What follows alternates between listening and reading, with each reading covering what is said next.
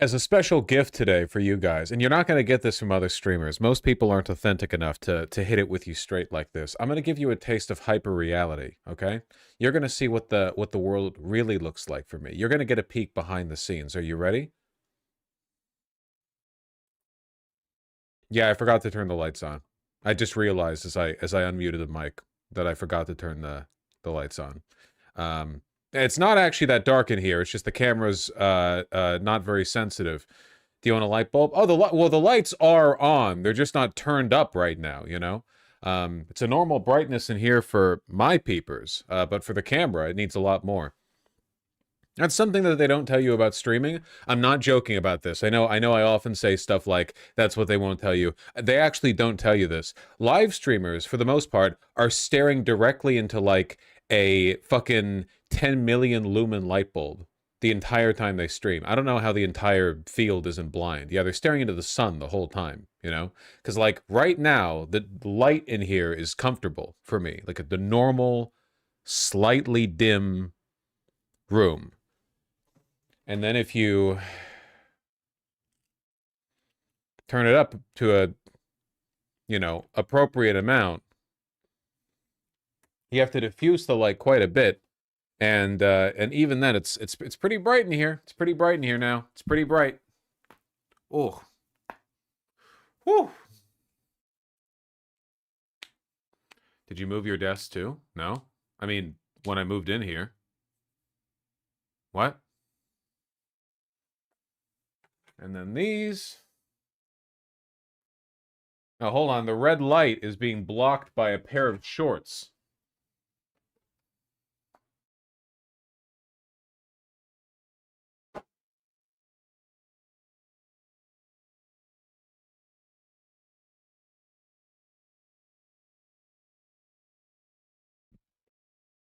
There we go. More hyper reality. What was I watching right before the stream started? Well, of course, that was Blue SR. Hollow Knight / Silk Song speedrunner. Very good player. Oh yeah. Shaw.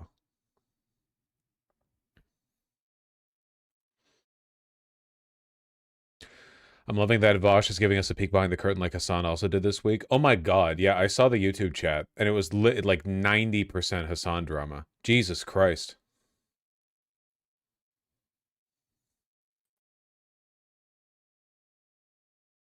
Reddit was big mad. Yeah, I mean, I saw the clip. It looked pretty...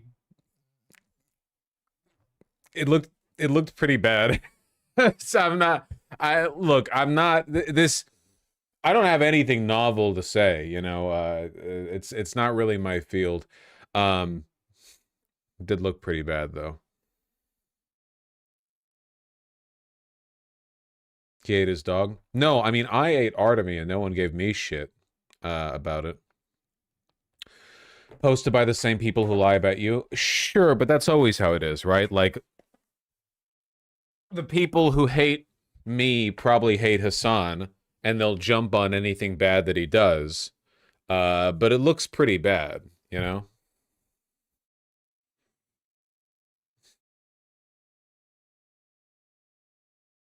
Oh.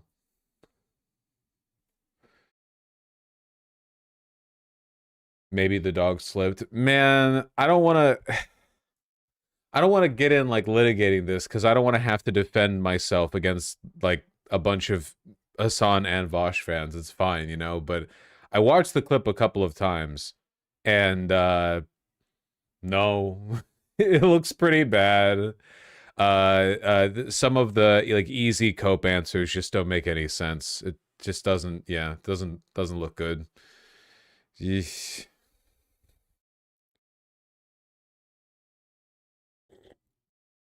It's a dog? Yeah, but you're a chatter, and I would mourn you. So maybe what I'm saying is, like, extend the bounds of your empathy.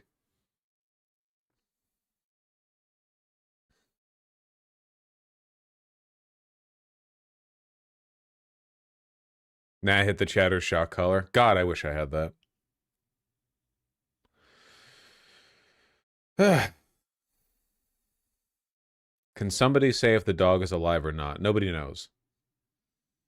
Nobody knows. Somebody said he Mike Penced the dog. What does that mean? Well, at least he didn't Christy Noam the dog. Um, I don't know.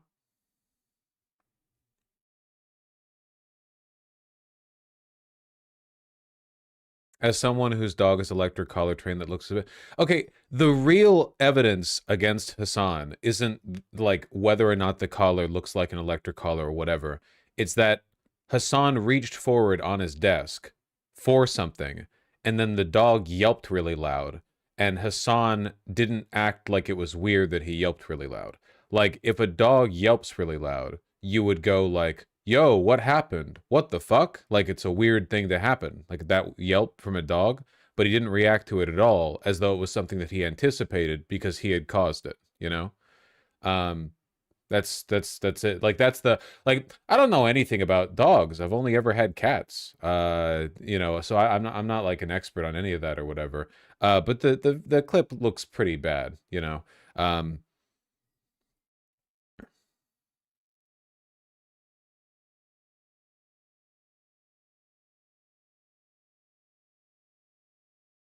Vosh, will you become morally consistent on animal abuse and become vegan? Oh my god.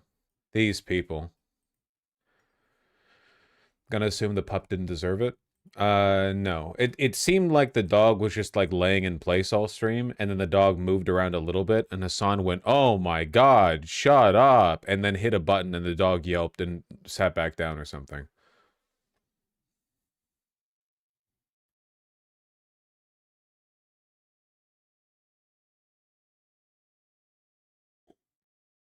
It's pretty weird.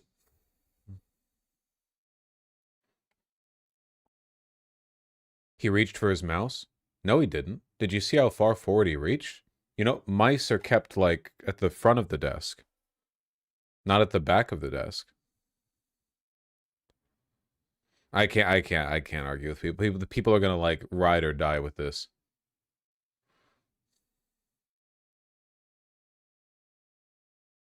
Shock collar is like hitting your kid. Okay.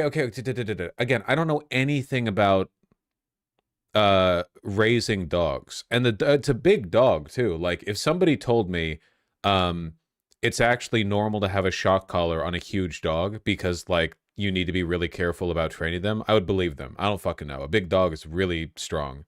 But it that's like that's not the point of what's being talked about, you know?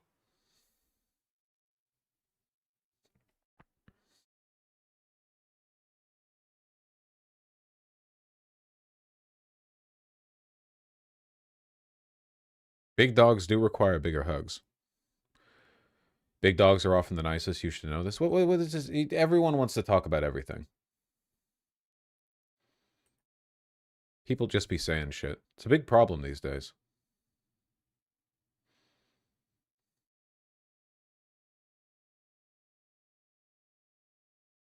Anyway, I think like the perceived necessity of a shock collar is less important than the idea of using a shock collar to force a dog to like lay in a bed all stream, you know? Here's the context and where it started from. It's all Ethan. No, it's not. This didn't start with Ethan Klein. It happened on stream and everyone blew up about it.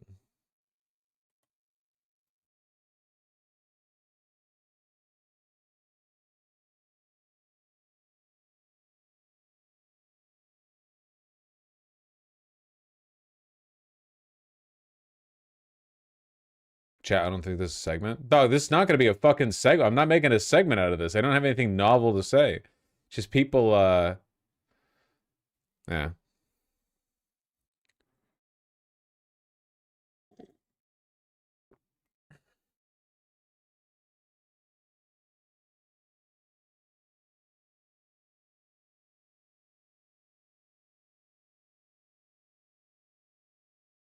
I feel like we need to go back to bullying bottoms. You know what I mean? It's crazy how you can't talk about anything without the most annoying people in the world, like repeating the same joke over and over. Shock collars hitting like any kind of physical impact. What like there's no subject. And you know what the crazy thing is? A lot of them aren't even bottoms. Um, they're just people who are annoying and horny. and they know that it's much more socially acceptable to lean into, especially on the left, to lean into that kind of presentation, like that kind of rhetoric from the bottom side rather than the top side. You know what I mean?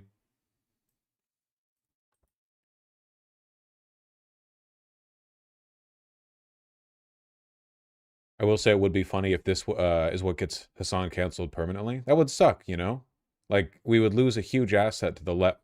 Reading the text I wrote in the palm of my hand saying that if he goes down, I'm the largest left streamer. You know, animal abuse is an indicator of sociopathy. So honestly, in a way, this is actually like more important of an issue to focus on than any kind of like outstanding political impact. We should really delve in on this.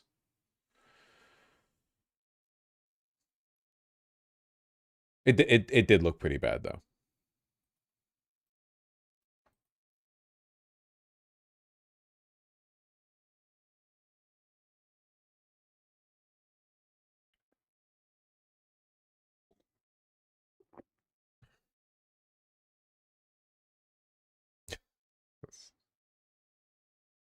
Oh, speaking of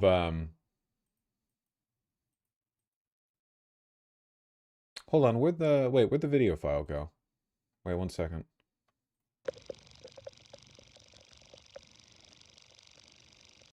How do I open?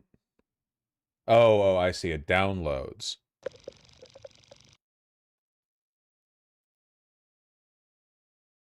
Water sounds? Yeah, well, hold on. I'm trying to open a video. Shut up. What is that noise? It's me opening a file, you fucking moron. P audio? Sync running audio. Shush.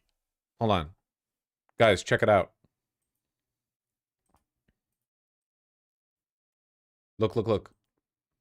So I no longer live with Vermin and Kanye because I live with my beautiful partner. However, while out in the town, you know, on the hippening and happening, Vermin stumbled across a homeless person who was looking for somebody to foster a mama cat and her two cute kittens. And Vermin, you know, had a roommate having recently vacated my previous residence. Look at these little guys. So we have Mama and Moth and Flea. Temporary acquisitions, mind you. Fostering, not you know, long-term ownership. There's Moth. And there is Flea. They're like proper kittens, you know, like a month old maybe. Friends. Immense improvement over having Bosch as a roommate, not gonna lie. Yeah, I can't really deny that.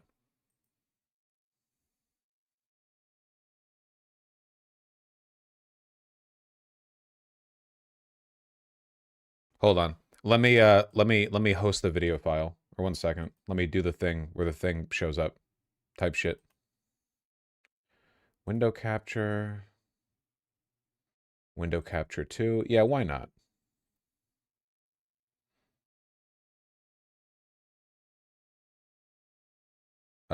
Resize the screen. Why doesn't it do that automatically, man?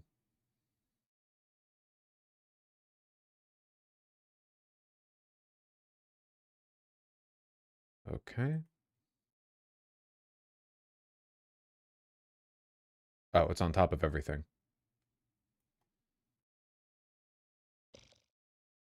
Look at these two. Wah.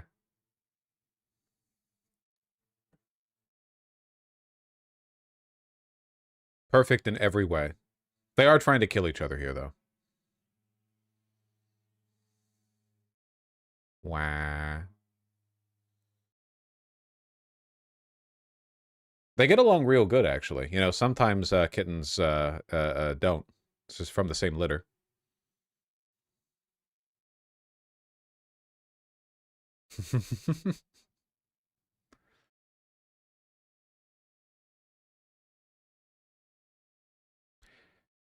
They're probably a bonded pair. Yeah, for sure. They will only let them get adopted, like if they're going together.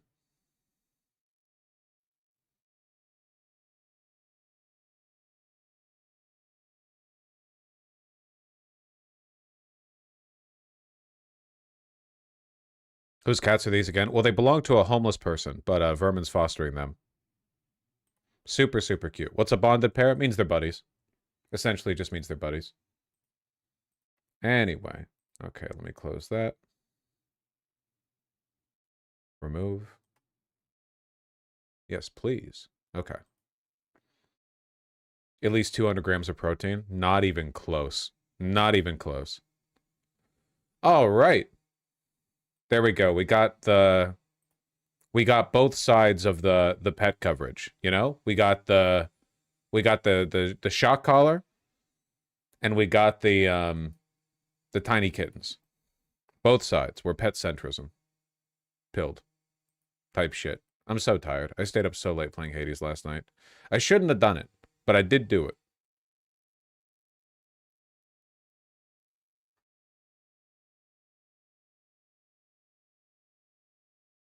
How do you like Hades? You can probably intuit my feelings on Hades. You don't need to ask every question.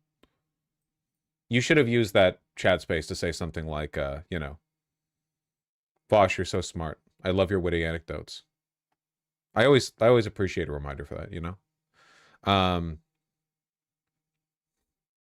Who's your favorite boss lady? I don't want to... No Coomer posting right now, okay? Shut the fuck up. All right.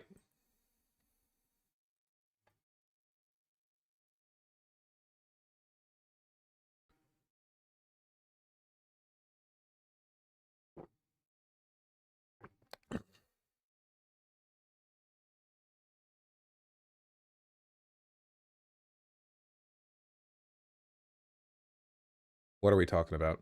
Okay, apparently CNN edited out that weird fake Stephen Miller dropout. Back to the federalizing legal insurrection. Does the administration still plan to abide by that ruling? Won an identical case in the Ninth Circuit just a few months ago with respect to the federalizing of the California National. Stephen?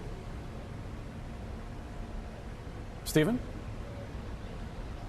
Restricting any National Guard troop Parties, but there are also many other options the president has sectioned to over 100 nights of terrorist assault, doxing, murder threats, violent attack. This seems like a nothing burger to me. There's nothing that happened here that the White House would feel a need to put pressure on CNN to remove. You know what I mean? Hassan just addressed the caller live. He said it's a vibration collar for when she's free roaming and off leash, not a shock collar. Ada loves Glorp. You've kind of like discredited yourself by being a straight Hassan shooter from the nanosecond I opened up stream. You know, like okay, I'm giving this to you. This is a social lesson, okay? It has nothing to do with Hassan.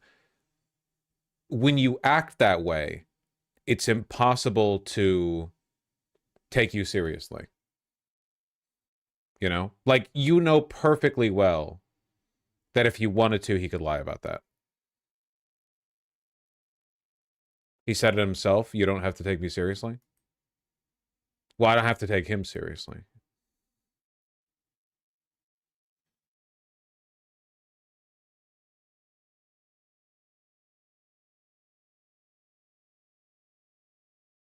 Take Hassan to his word, please. I don't know, man. The clip looked pretty bad.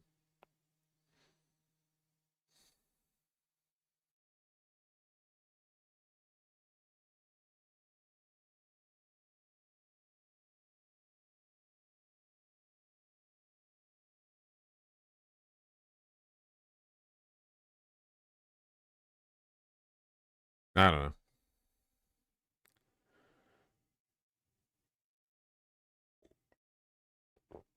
Sorry, ANR. I just watched it. It does look bad. The dog yipped and everything. Well, to me, the most, like, sus thing is just that the dog yipped, but Hassan didn't seem surprised by the yip at all. And, like, even if it was a buzz, why did he buzz the collar? Wasn't the dog just, like, slightly stirring on the bed?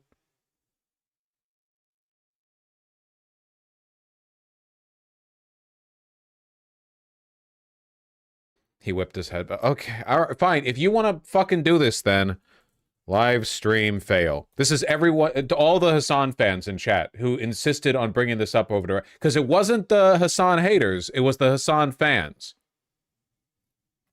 who kept bringing it up. All right, where's that?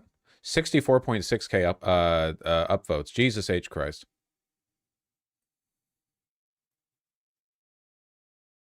But it is emblematic of all of America's much more consequential violence. That's true. Okay? It's the same reason as to why America, Kaya, please just fucking go, just stop. Jesus Christ, what are you doing? You're being such a baby. It's just, you're making her stressed. I don't know. Look.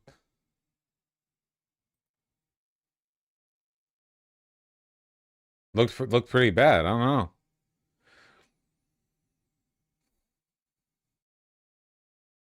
She just literally is so incredibly spoiled from my mom.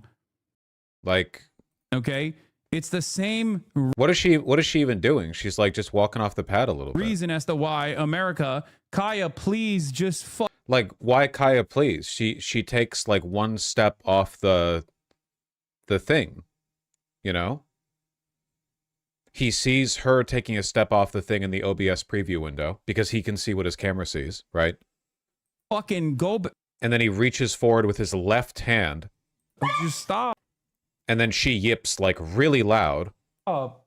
And immediately goes back to where she's on the bed. And he doesn't seem concerned about the yip. I don't know. If the yip was like incidental, wouldn't he be kind of curious? Like, that's a loud yip.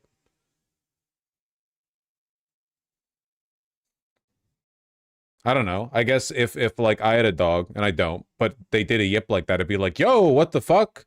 Especially because you're in front of an audience too. So like, if a pet, you know how viewers are with pets, right? If a pet shows like a sign of being hurt or whatever, or anything like that, you want to like play up your concern, you know? Even if in your day-to-day life, you know, like, oh, that's just like a regular thing that your pet does. It's not a big deal. You're in front of an audience, you know, we want to signal that we care about the pet, of course. Like, certainly if I had a cat that would regularly make a noise that sounded like it was hurt, but I knew for a fact that it was fine, it just did that shit, you know? And they did that in front of the, like, into the microphone, I'd be like, ah, you little dingus. No, guys, she just makes that noise. You know what I'm talking about, right? Just kind of a weird yip, and I feel like you'd acknowledge it. I mean, basically, you would acknowledge it in some way to...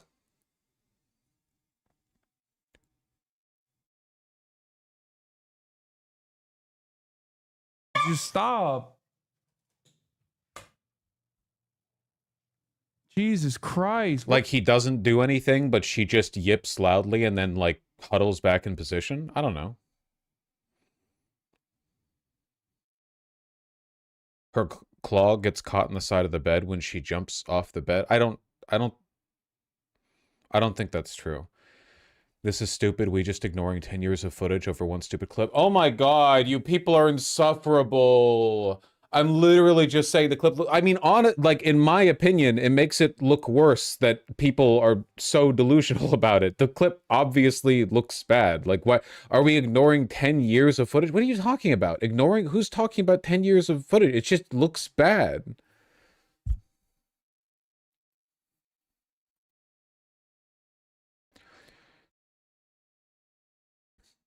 A dog wouldn't lay down if it's distressed, right? What? A dog could absolutely lay down if it had a shock collar on and it was trained to lay down in the bed when the shock collar goes off.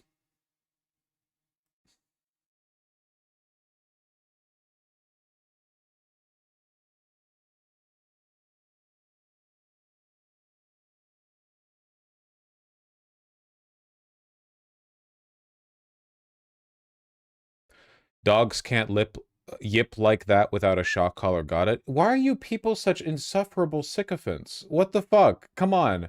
You can't pretend to be a rational person and then only practice rational thinking when it's convenient to you. Like, I think we're being too... Oh my god. It actually... You guys are gonna, like, contrarian me into taking a hard stand.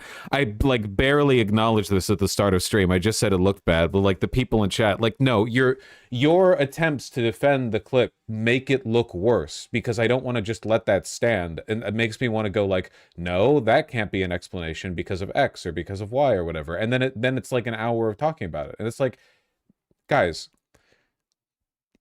it seems like he's treated the dog a little shitty here, okay?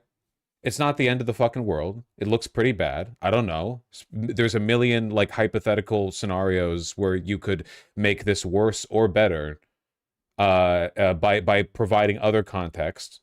But we'll never know the other context because it's all, like, private house stuff. So that's what it is. It's just, when you get, like, crazy defensive, it kind of makes it makes you dig your heels in, you know?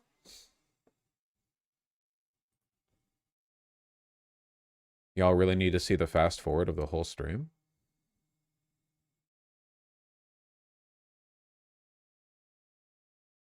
What's going on, everybody? I hope everyone's having a fantastic evening, afternoon, pre-noon, no matter where Stop you are in the world. music. I'm Hassan Piker, and this is the Hassan Abi broadcast. Stop.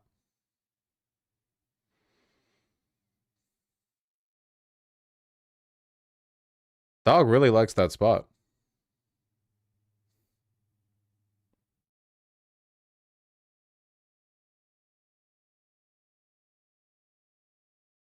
Emblematic of all of America's much more consequential violence. Okay? It's the same reason as to why America, Kaya, please just fucking go, just stop. Go back? I don't know. Doesn't that kind of make it seem like via shock collar he's trained her to stay there because she's like an ornament to the stream? Like, I don't know. That seems like like Occam's razor, man. Like, that seems like easily the most likely explanation.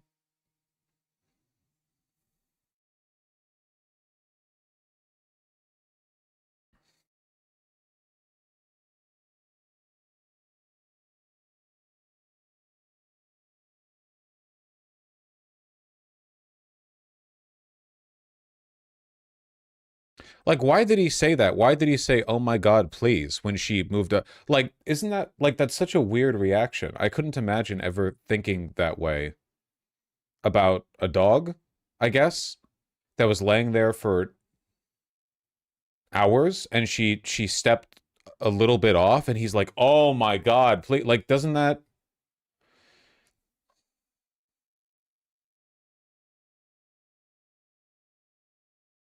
Right? I mean, I don't know. That just seems kind of weird to me.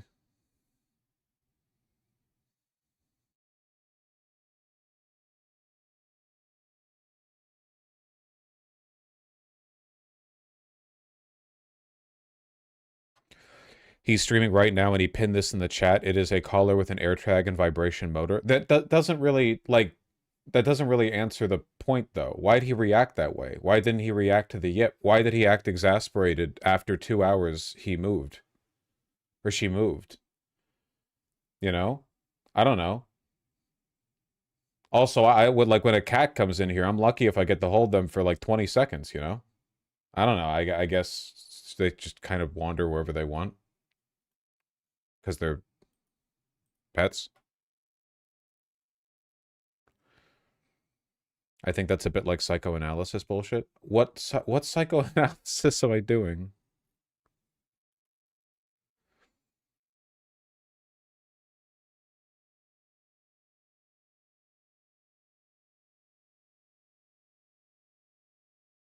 I don't know.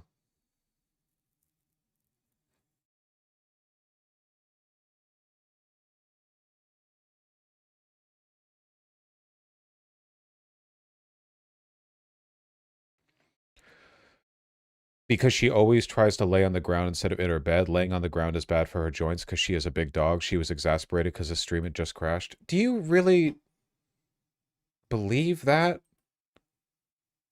She wasn't even laying on the ground. She was taking... Please just fucking go, just stop. Kaya, please just fucking go, just stop. Reason as to why America... She took a step, like, come on. Like, why lie? She's not... She's just taking a step off the... Yes, because she gets intense exercise every morning. Do you really believe this crap?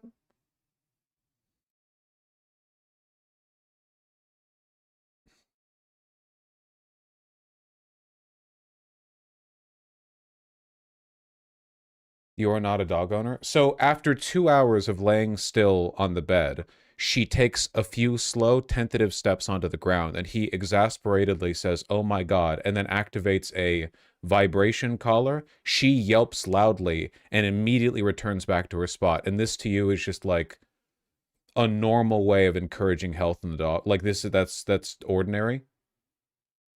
Dude, come on. Like, see, you, like, again, you're making it worse because, like, now I'm being charitable by saying it looks bad, by investigating all of the, like, cope around it and talking about it more. It looks worse.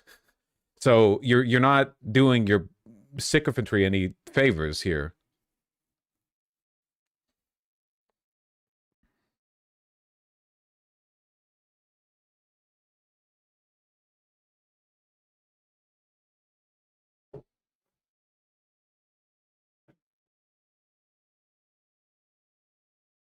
It's normal for dog owners to lock their dogs in crates way longer. Look up crate training. It's very popular on YouTube. No.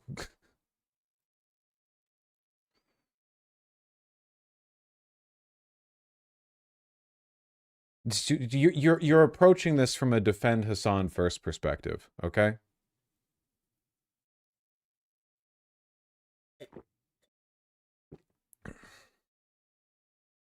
Here's the slowed down video. She clips her paw and he acts shitty. She doesn't clip her paw. Kaya, please just fucking go. Just stop. She doesn't clip her paw.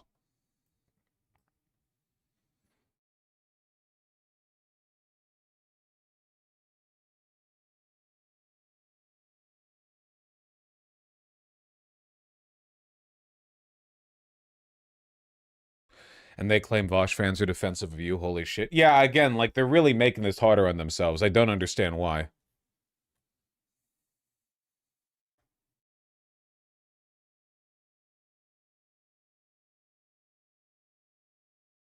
I just don't understand the point. Why would conditioning the dog be something he would do since the dog hasn't affected his stream? What?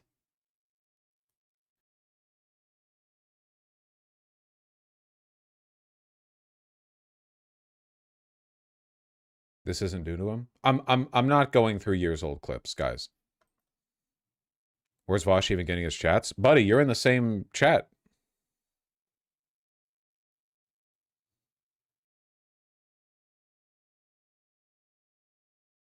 Oh, God.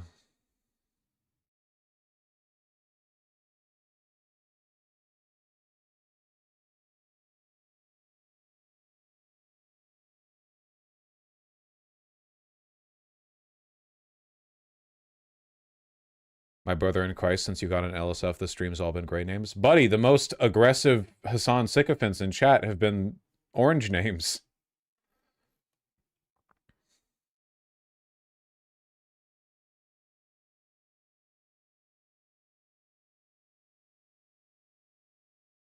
Feel like that we discussed this to death. Can we move on? Well, no, because now it's, again, like, the initial mention of it was just me saying it looks bad, which it does.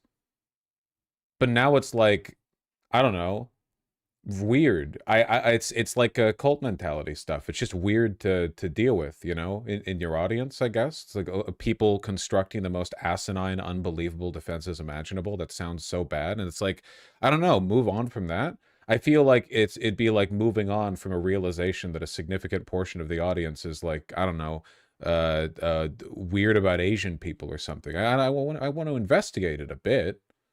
I don't get it.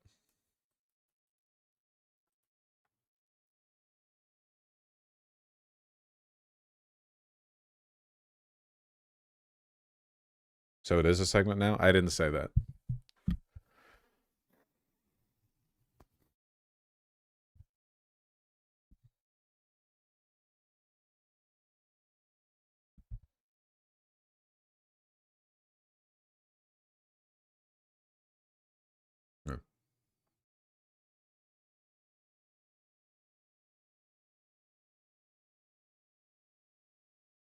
Who cares about the millionaire dog owner? Move on. Buddy, that's your first post. You're a new user. You care enough that you made an account on my private website to comment on it.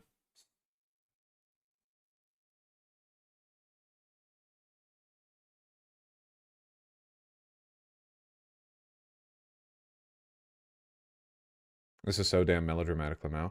I don't know. How do I put this? Trying to think. It's difficult to find good comparisons or like good examples to pit this against that aren't like way too severe in comparison, you know? Like you could, I feel like it's a version of the bad stuff that you see or the negative externalities, I guess, that you see after there's drama of a more significant kind with any creator. I just don't like the sycophantry, I guess. I don't like the cope. It's really, really weird. A lot of people get like really weird about it, you know?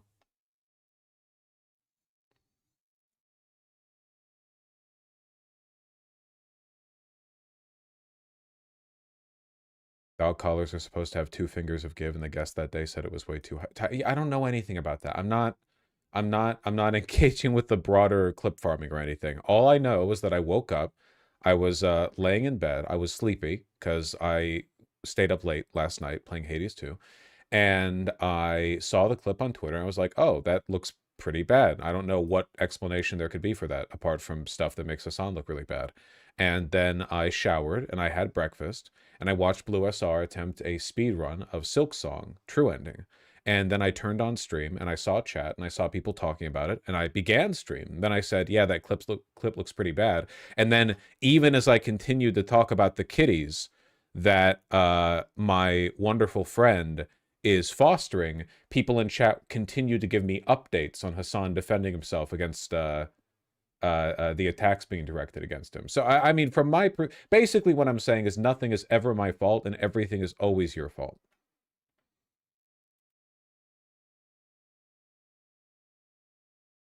Bosh, you filling time a bit?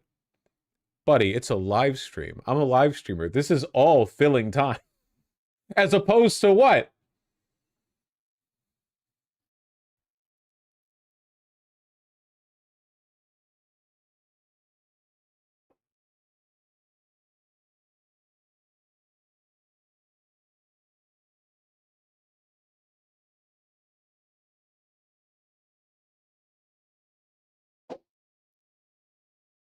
Speaking of animal abuse, I'm having cats airdropped into here. River! Can I get you? Can I get you? You're gonna move as soon as I try to get you. You didn't move. Yeah? Do you have opinions? Do you have opinions on stuff? How do you feel about the clip? Do you think it makes Hassan look bad? How do you feel? Share your feelings. Share your feelings. Into the mic.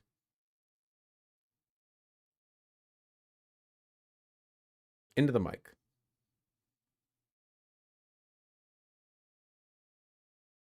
Into the mic. Ah. Afraid of getting canceled either way, huh? Don't want to attract any negative attention? You're so smart. Whoop.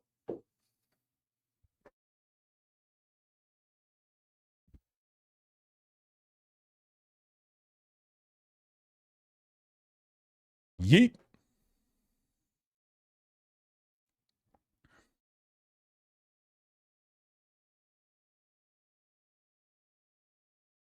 Streamer throwing cats again. That's true. Alinity really was like the... I mean, that was like the original fucking live streamer pet abuse drama, right? And that shit was nothing, I think, if I remember. Wasn't the Alinity thing like a complete nothing burger? It's like throwing a cat. Cats love being thrown. Was it a bad throw? No, it was actually bad? Okay, it's been a while. I don't really remember. She fed her cat alcohol? I don't fucking remember that. I'm thinking of a throw.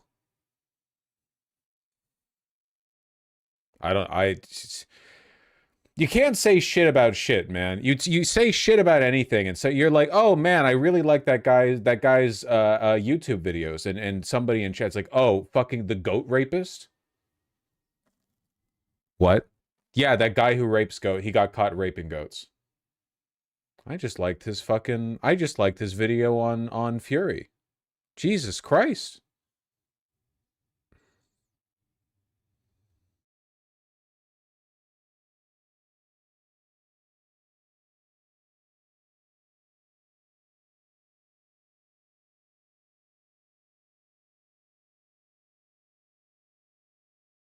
Oddly specific.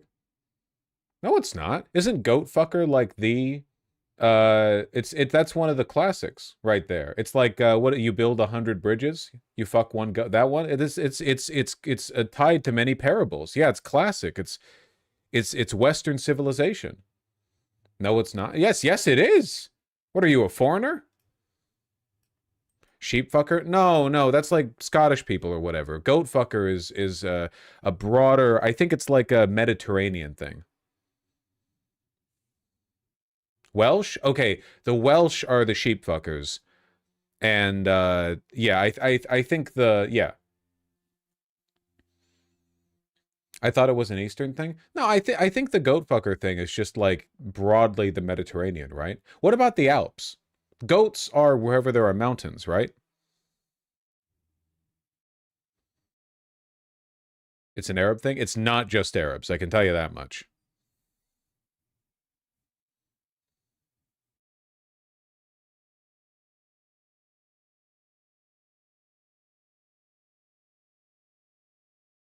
What do the Brits fuck? Disgustingly, each other. All right, let's move on.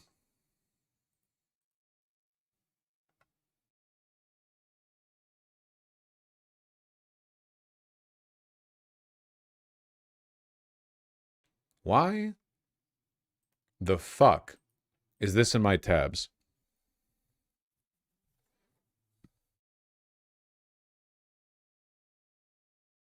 Disgusting, weird Oracle founder going around talking about like, yes, we're going to surveil everybody. Everyone will be on their best behavior. Jesus Christ.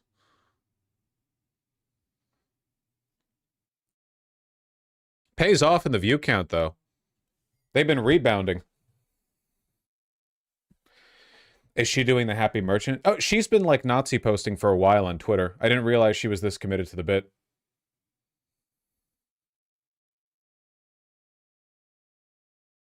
Yes, you're a freak. She really committed to this one, too.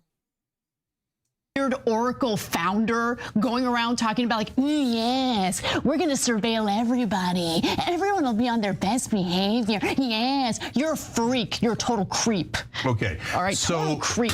So my point is, do not put Larry Ellis's actions on our friends. No, I don't. I don't, because I'm not. I think Cenk likes the Nazi money, but also wants to maybe have a career in case the internet Nazi thing falls through. That's where I think he's at.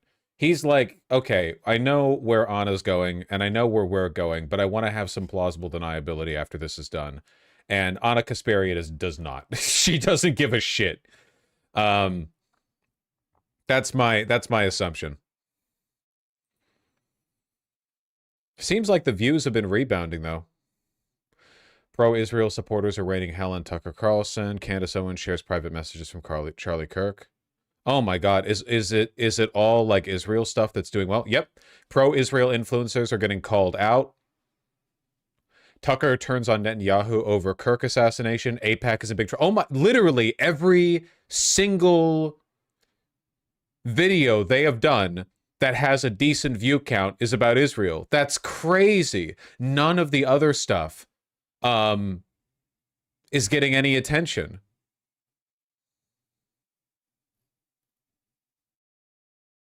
That's fucking wild. They sold out for nothing. No. They're getting their bag. They're getting their bag. Don't hate. No, well, no, you can hate. I take it back. You can hate.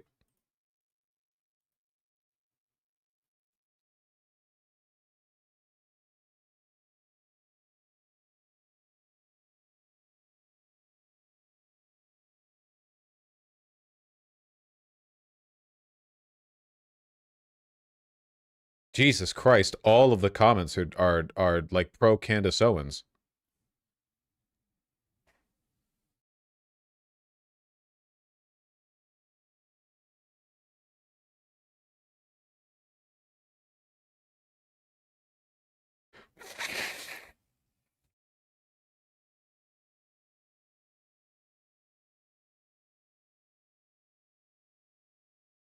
I'm so fucking tired.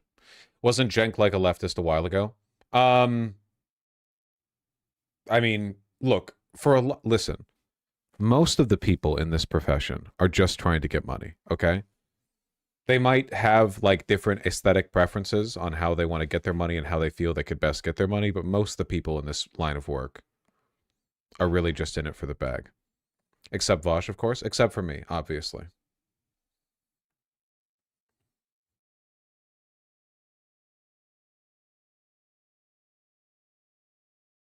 What's the deal with so many black Nazis lately? They get elevated by the right because to low IQ people, them being black is like a kind of shield, you know? It's got to chafe the actual neo-Nazis quite a bit, though. You know, the fact that, like, time and time again, some of the most prominent neo-Nazis are black people. You know? Fucking Kanye, Candace, Nick Fuentes.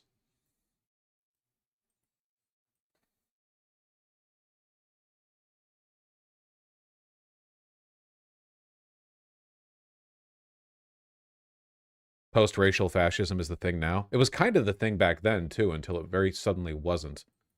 Many such cases. Okay, we need to move the fuck on.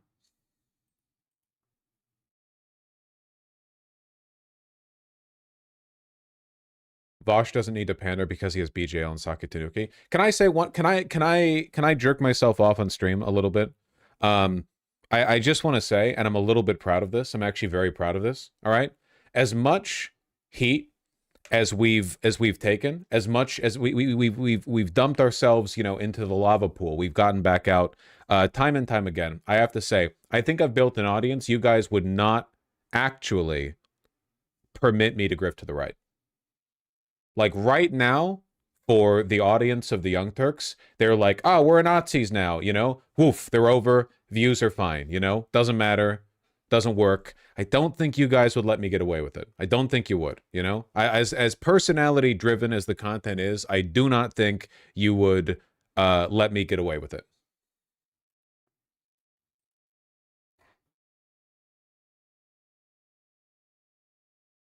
Time for a social experiment? Yeah, we have to find out how committed you guys are to my perceived authenticity.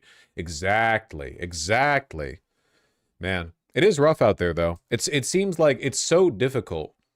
Everyone just, you know, moves with the wind, right? It's so difficult to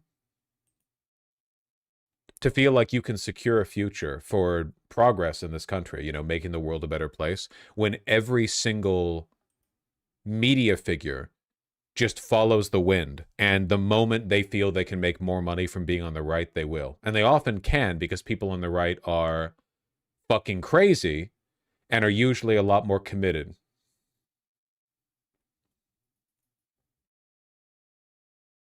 Well, you're fighting against capital? Yeah, that is true, as a concept. Chat has your shot collar button. They fucking wish.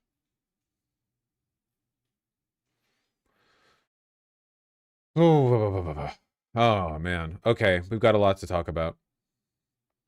And I can't stream for long today either. Why? Now I know you're wondering. You're very curious. What is he doing that's keeping him away from stream? I'm eepy. Tummy hurt.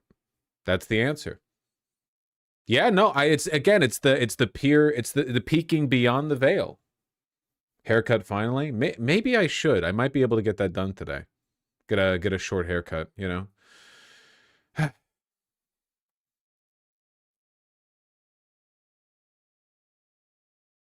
What is that? What is a haircut? It's when you pay a homosexual to apply scissors and clippers to your hair for a while. So you feel ready to face the day. Okay. We need to get to it. I keep saying over and over again. Do you guys remember Katie Porter?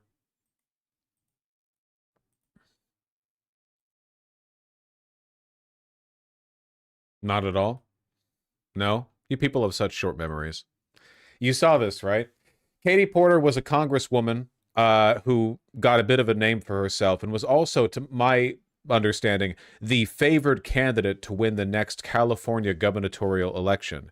And this interview with hers, which did not air normally, was leaked recently, and it's so fascinating. It's too interesting to not watch. Is she a bad boss? Yes, this is the woman who had a staff turnover rate 4 times the average in Congress.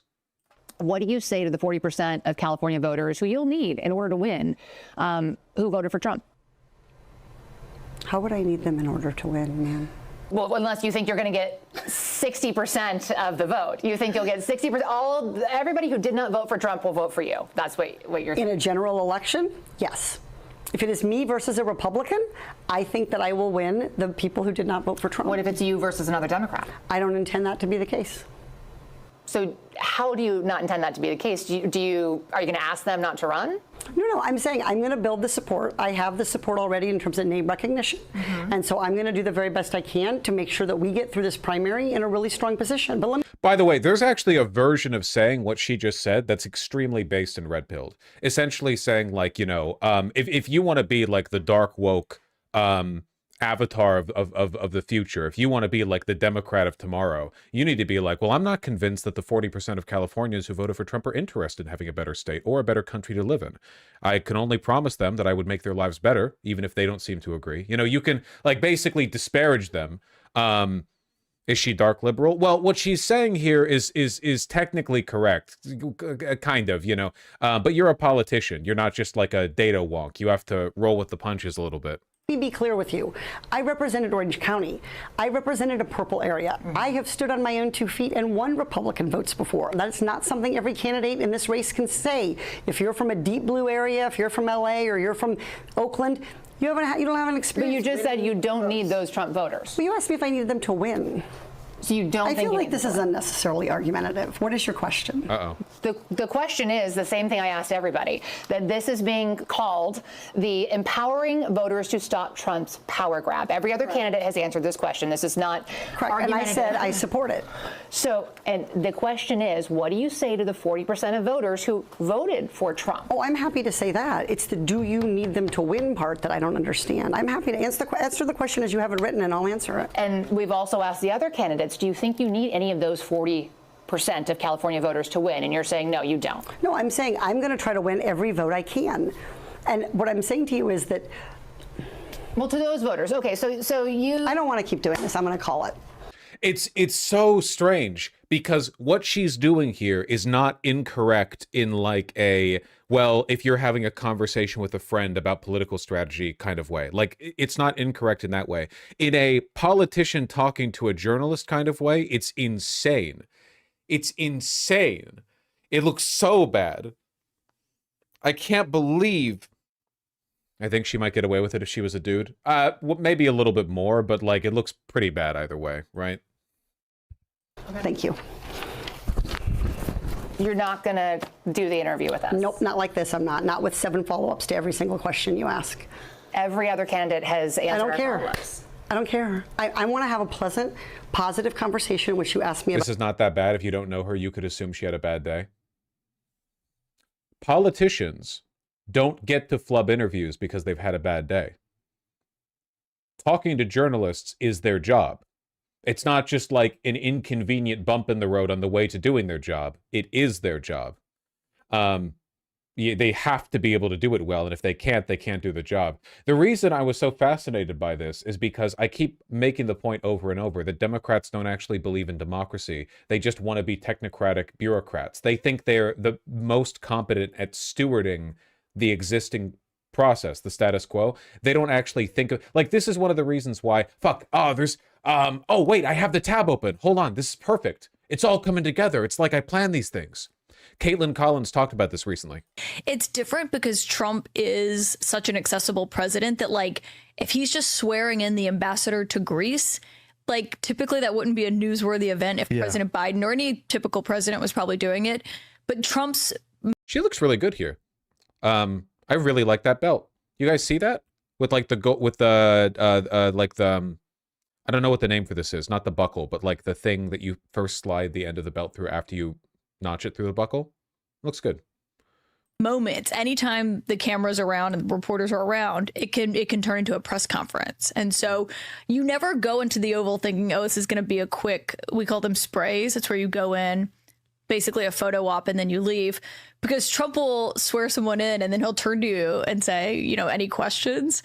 And he'll take maybe questions for 45 minutes. And so you have to, like, I always keep a running list of questions on my phone. Okay. Because you never know when you're going to run into him or when he's going to start taking questions. This is, by the way, this is what every president should be able to do in the modern day and age. What she's basically saying is like, and we know this for a fact, with Biden, if you wanted to talk to Biden, good fucking luck. You need to make your way through like an army of aides and staffers. You have to coordinate something or schedule a meeting. After he's done with the presser, he'll leave. He can only talk for a little bit. So after that, he has to fucking leave. You know, you cannot talk to the president, right?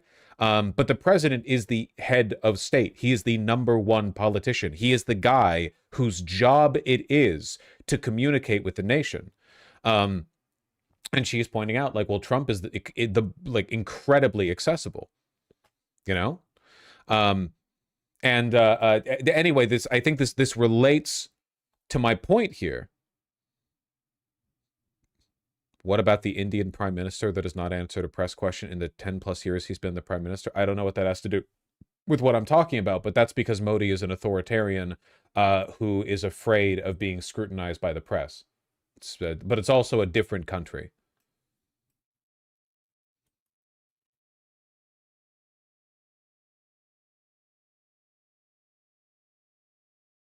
What was I saying? Claudia Scheinbaum spends 2 hours every morning from 7 to 9 discussing their agenda on all weekdays. We used to have this with like the fireside chats with FDR. We used to have, even before mass media in the way it exists now, we used to believe very strongly in the value of a president being relatable and communicable. Trump understands this, even if he's demented and an idiot. He still understands the importance of always being present. Main character energy. It was pretty easy in the Biden presidency to forget that he was even president, to forget that he was a force. What does he do? He would show up for 10-minute press conferences, not answer questions, and every once in a while he would tweet something like, this is bad. Somebody should do something about this. And he's the president, you know? Like, that's, you never get the feeling he's in charge. You do get the feeling Trump is in charge, you know? Well, he's being puppeted by his cabinet, but you know, you certainly feel his presence, is what I mean. Anyway, the reason I'm here, I'll finish this clip after we finish the interview here. But the reason I'm talking about this is because, like, that's what, in addition to Katie Porter just generally being belligerent, being horrible to her staff, this woman, multiple cases of her attacking her staff, like yelling at them, berating them, making them cry. Very, very belligerent, awful woman. But she also, I think, fundamentally, like, besides these behavioral issues, she doesn't, like, believe in the role of the politician here, you know? She thinks she's smarter than the questions the journalist is answering. But I've got a point to make here. If you're a politician and you're running, if you can't answer a journalist's questions, they're outsmarting you by default. Your job is handling the press. That's like the main thing that you do. If the questions that are being thrown your way, if you feel they're beneath you, you know, or you don't want to engage with them, you're losing to them. It is your job to deal with them. It's like being an MMA fighter and you're getting like hit over and over and over again by a series of attacks that you decree to be like, I don't know, beneath your interest or whatever. Like, oh, wow, a haymaker? Really? In a MMA match? What is this? What are we, boxing in the 60s? This is a joke. Come on, give me with something real. Meanwhile, you're getting the hell knocked out of you. Like, you're still losing. Issue on this list. And if every question you're going to make up a follow-up question, then we're never going to get there. Ms. And Porter, we're just going to circle around. I am an investigative I have never reporter. had to do this before, ever. You've never had to have a conversation with to end a an reporter? interview. Okay, but every other candidate has done this. What part of, I'm me, I'm running for governor because I'm a leader. So I am going to make... So you're not going to answer questions from reporters? Okay, why don't we go through? I will continue to ask follow-up questions because that's my job as a journalist, but... Jesus Christ. I will go through and ask these, and if you don't want to answer, you don't want to answer. So nearly every legislative I don't want to have an unhappy experience with you, and I don't want this all It's on a really weird thing to say to a journalist as a politician, by the way. camera. I don't want to have an unhappy experience with you either. I would love to continue to ask these questions so that we can show our viewers what every candidate feels about every one of these issues that they care about. And redistricting, it's a massive issue. We're going to do an entire story just. Anyway, Porter in particular has behavioral issues, but I think that this attitude is common to a lot of Democrats. Like, they do think that talking to journalists is beneath them, you know? They are correctly aware of the fact that journalists are low effort, bottom denominator, or sorry, like bottom of the barrel, lowest common denominator, slop trough fillers who exist to get gotchas for clips so that their, you know, dying mass media empires can stay afloat. But that does not mean that you can, you know, ignore them. Jesus, like contempt for new media as well. The Democrats don't even... do you think Schumer knows what a live streamer is? Isn't that true, though? It doesn't matter if it's true. It's still there. You can't ignore it. Here, finish the Collins. And so you can't just have one or two. Like, you have to have like 10 ready to go. Because you said the word typical president, right? Not your typical president. Typical president was swearing in someone from Greece, like we would know. Is that because of predictability? So Trump is my first president that I ever covered, and I covered Biden as well, and so I can compare it to him. But even with President Obama, you know, there are these moments in the Oval Office that everyone has come to know because you see them on TV so often. Right. But when you speak to reporters who covered President Obama, he almost never responded to shouted questions. It wasn't his thing. He didn't, you know, he would have his moments with world leaders. And as we know, Obama is incredibly fucking arrogant. Obama has a massive ego. And he has, because he's very smart and because he's very charismatic, he's very good at hiding it by engaging in controlled acts of, oh, I'm just like you engagement, which he does, you know, he does it in his album reviews. He does it in his, well, this is my favorite book of the year. You know, he does it in a wide variety of ways, and he's extremely good at it. But underneath that is the seething contempt of a person who knows damn well that he's smarter than you and does not think that you are worth his time. And it's evident in a lot of how he behaves once you look for it. You know, he does not think of himself as like the people that he's talking to, which, you know what? Maybe he's not. He's a, you know, former president and by and large a very well accomplished person. But motherfucker, that's your job. But he'll have a beer with you. I would easily rather have a beer with Bush than Obama. And I know that's like a hackneyed thing to say, but I think that underneath all the, you know, evil, well, they're both evil people, you know, underneath all of that, I think that Bush would just enjoy talking and having a beer. I think that Obama would be sizing you up and trying to calculate like the way to get out of the interaction faster and how to best like play this off. I don't think he could have a sincere moment there.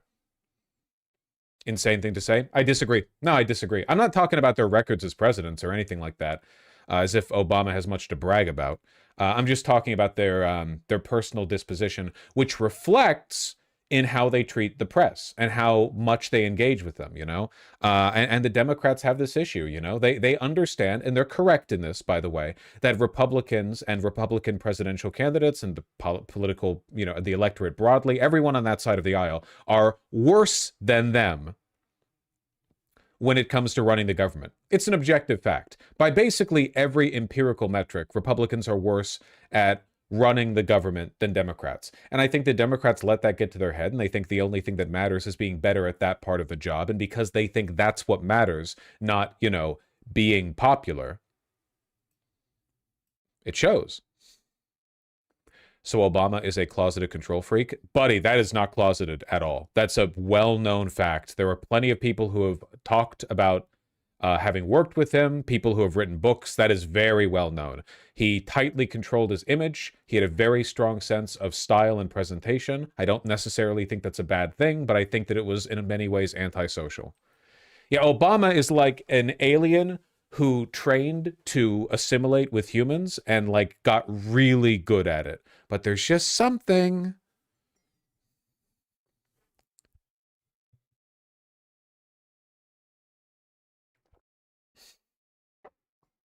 You can see where Kamala comes in from Obama.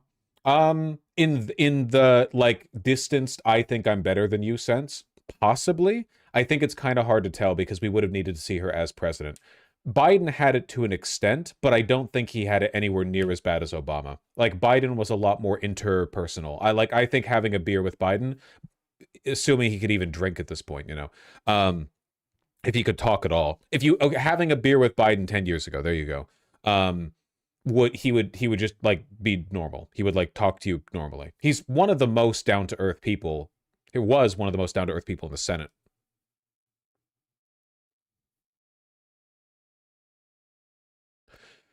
Kind of just sounds like you're racist. Fine, I'll balance it out, okay? Pete Buttigieg has the most, like, Obama contempt for the common person. I think I'm better than you, and therefore I should only have to justify the superiority of my positions via argument and not via, like, being personable type guy out there. He's like the one... Of course he picks the one gay guy, SMH. Yeah, okay. Well, maybe if the Democrats weren't such a DEI fest, I wouldn't keep stumbling over these landmines.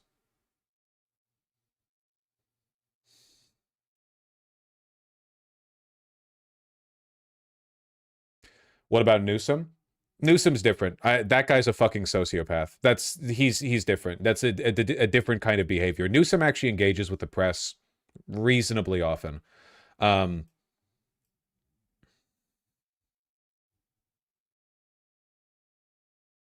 Does he? Well, he's better about it than Kamala Harris, and yeah, he does do a lot of new media appearances. That's true. I mean, even if I dislike a lot of them. Saran is better than them all. Yes, of course Saran is better than them all. Obviously.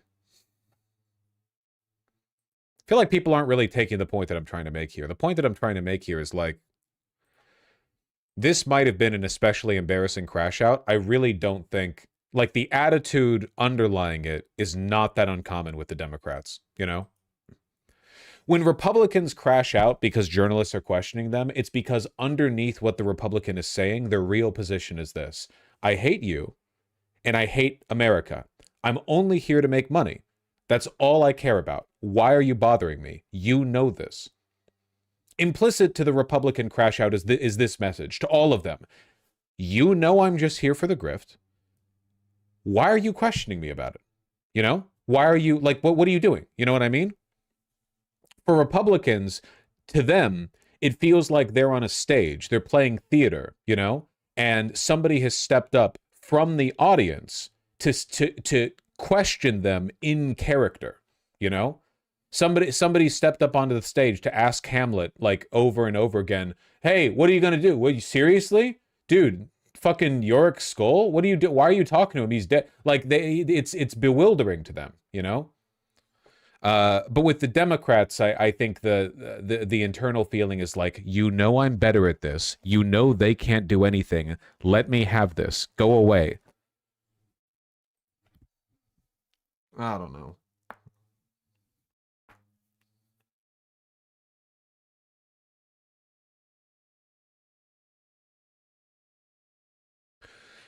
What was Bill Clinton like with the press? Better. I think he was better than Obama was in terms of his ability to kind of like play it off easy. You know what I mean? But not by much. I mean, he was just still like a New York elite. I mean, he was still like a Epstein Island, coastal freak. Why do you think it comes across differently when Democrats do it versus Trump? They don't do the same thing. Trump engages all the time. Trump is incredibly easy to talk to. We've all seen a million videos of it. Like, Trump will, like, you walk up to Trump, just anyone, you just talk to him and he'll just start talking. He'll just answer questions. He talks before he boards the plane. He talks after he leaves the plane. He talks after every event where he's in public. He's all the time. He's talking to everyone. He loves yapping. He just says shit. Nobody's put a leash on him. He's just free to say whatever. He talks on the plane. While on Air Force One, he will call into news shows.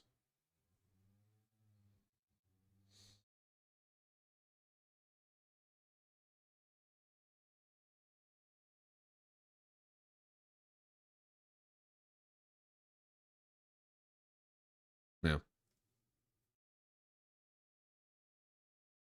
And then you would leave the Oval.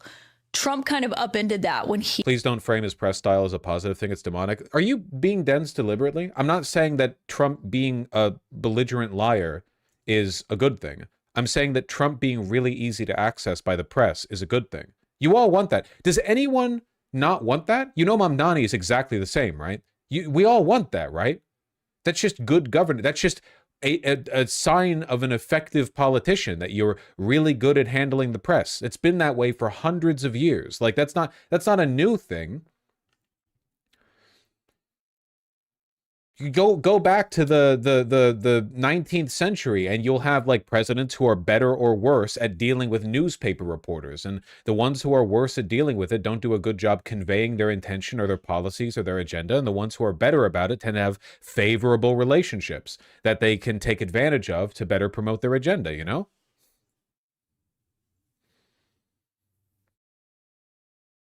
he came into the White House. And sometimes presidents are press averse. Trump embraced the media. I mean, he did it for decades as like this New York mogul. Sure. And so he just had a different approach to the press and always has, you know, long before taking office. Most politicians are not very press savvy. It kind of depends on who it is. I think Trump always understood the value of a camera and a microphone. Just crazy.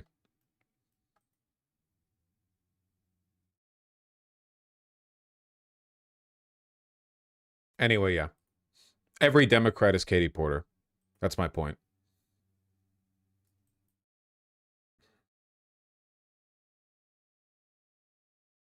I might be mistaken, but I think Winston Churchill was supposedly good at handling the media. It's one of the reasons why Winston Churchill still has such a good reputation today. Not just, you know, World War II, which is an obvious one, but also because he was a bit of a socialite, you know?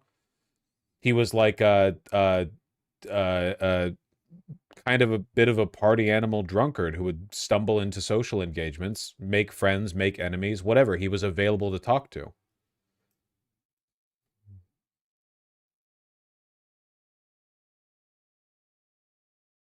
Was RFK good at handling the media? What RFK? He wasn't a president. Do you mean JFK? Honestly, I don't really know.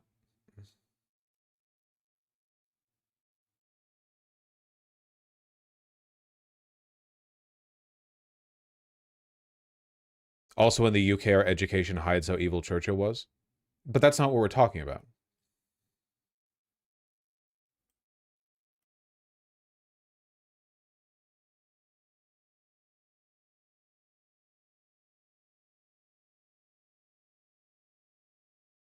What about Abraham Lincoln?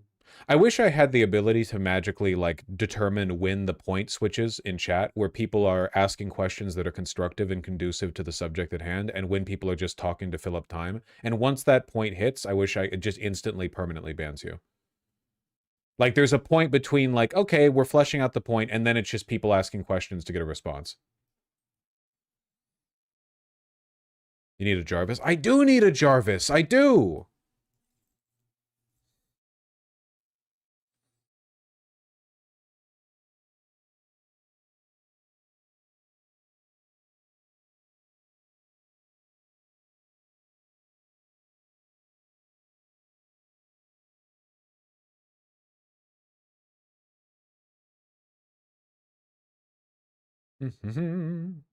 Oh, hey. Want to hear something cool?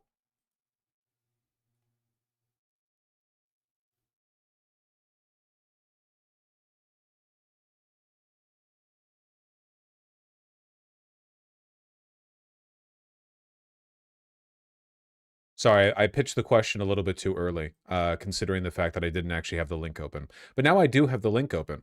Remember, okay, how the fuck? Oh, there we go. I had the wrong tab open. We won! I talked about it a little bit in a previous stream. Progressive Victory pitched their, you know, put their neck out for Afton Bain. Yeah, Afton Bain, I know. Crazy fucking Batman mishmash name. Over in, it was Tennessee 7, right? Yeah, Tennessee 7. And she won the primary. So now she's up in the general, where admittedly her odds are slim, but progressive candidate beating out the centrist candidates in a red district. Big deal. Also, only won because of you guys. I mean that. She won by like 1,000 votes. PV made thousands of phone calls. It's without a doubt the tilting point here was at the very least from the community. Crazy, right? We matter. Yay! Yippee!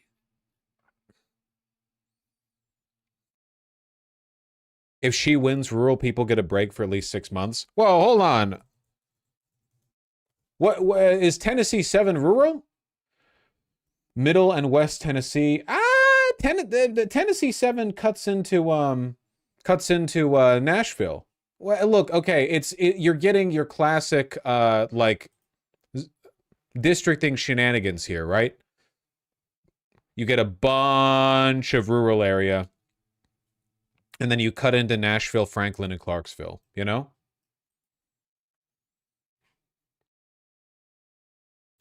Tennessee's pretty bad in that regard. Yeah, well, so's the country. Who's the incumbent? No incumbent. This is a special election. It was previously represented by Mark Green, who resigned after he dejectedly voted for the One Big Beautiful Bill. He didn't like the bill, but because he's a coward, he voted for it, and then he resigned. It was his last act as a congressman, because he's a little bitch. Anyway, yeah, so special election, it's up for grabs. The district has a very strong military presence. Ooh. Wealthiest county in the state and is usually ranked near the top nationally. Yeah, not exactly screaming hardline Democrat area, you know?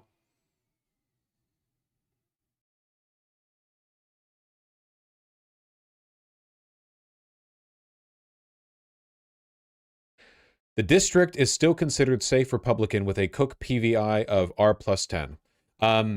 Look, I'm not saying it's likely that, Miss Bain wins the general, but Democrats have let, I guess, all of America down for years now by refusing to invest in red districts for edge case elections, and also by insisting on running the safest moderates imaginable. You are not going to win over Republicans by putting forward more do-nothing, status quo, middle-of-the-road centrist Democrats. I feel like the party really learned the wrong lesson from Joe Manchin. Joe Manchin was like the one guy, the one exception to the rule, okay?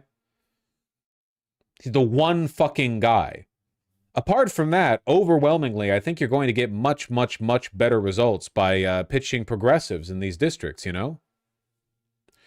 Looky here, no need to run pro-life Dems in Republican states. Yeah, please, God, do not listen to Ezra Klein. Holy shit. Thank you, Progressive Victory. And thank you, you dipshits. Good work.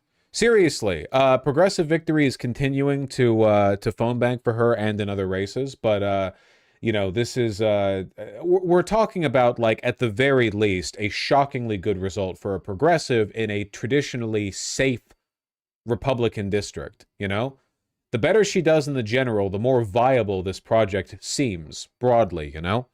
Plus, if she does really good in the special election, which, keep in mind, Democrats tend to do well in special elections, right?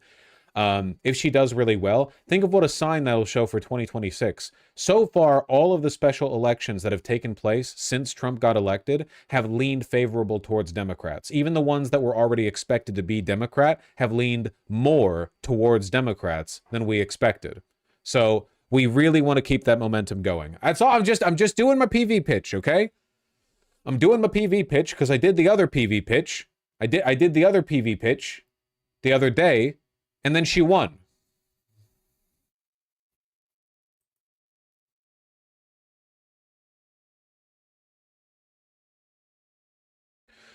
Why do you care about 2026? Trump will still be the president no matter what. Buddy, do you have any idea how slim the House majority is? Do you have any idea? And the House isn't like the Senate, where there are multiple, like the slim... Like, even if we somehow got a slim majority in the Senate, you know, there are still some turnover Democrats like Fetterman or whatever. In the House, we would only need to win a couple of seats to effectively gridlock the legislature. And wouldn't that be nice?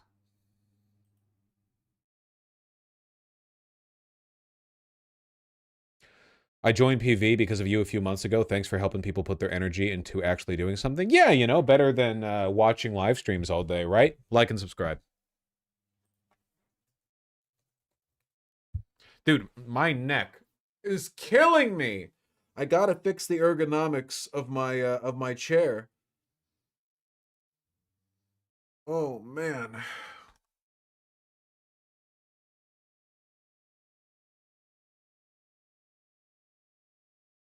My back, my pussy, and my crack. That's true. The saddest. You were right, it really helps with mental health and staying positive to actually do something. Yeah, you know, canvassing and doing your daily stretches.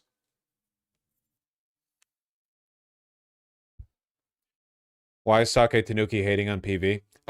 Just arbitrarily chose to do so as a way of opposing Benjamin Gilbert Lipp, and I think the reason he does that is because Benjamin donates via YouTube Super Chats, which doesn't give orange names to people in the site chat. So it's an interpersonal dispute with many other subjects getting kind of like proxy roped in. It's a whale off, yeah. The two gigantic whales are awoogaing from across like a shallow sand dune, and I only benefit, so I appreciate it. Dude, my neck is fucking killing. Like, for real, though. Like, more so than normal. Oh. What the... yeah. Oh. Have you shown them? Fuck yeah, I did, Vermin. Absolutely. The whole video, too. The little kitties. They escaped containment today? Oh no, what'd they do? On the back of my neck? You can put that on the back of your neck? Oh, okay. I can't do that now. They'll make fun of me. They'll call me Unk.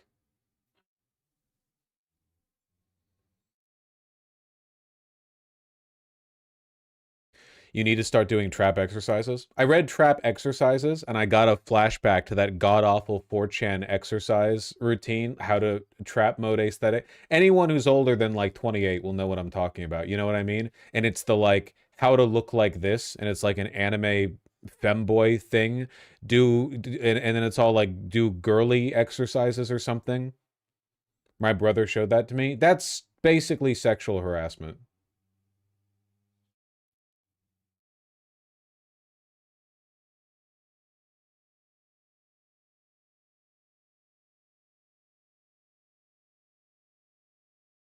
Split keyboard for shoulders, fix my headaches. I need to rearrange my entire desk layout. I'm not going to lie. Unk bringing out the fossil memes. That one image probably delayed like 10,000 people's transitions. Oof. Lamau, yeah, I used to have that saved on my phone. That's really funny.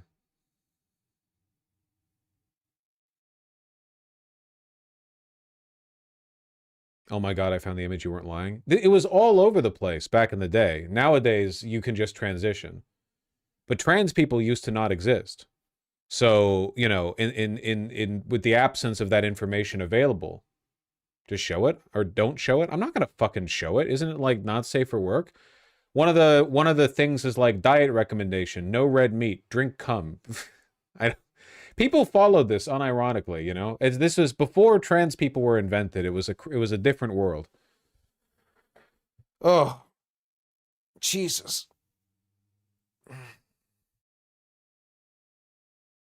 I'm not joking, man. My neck is killing me.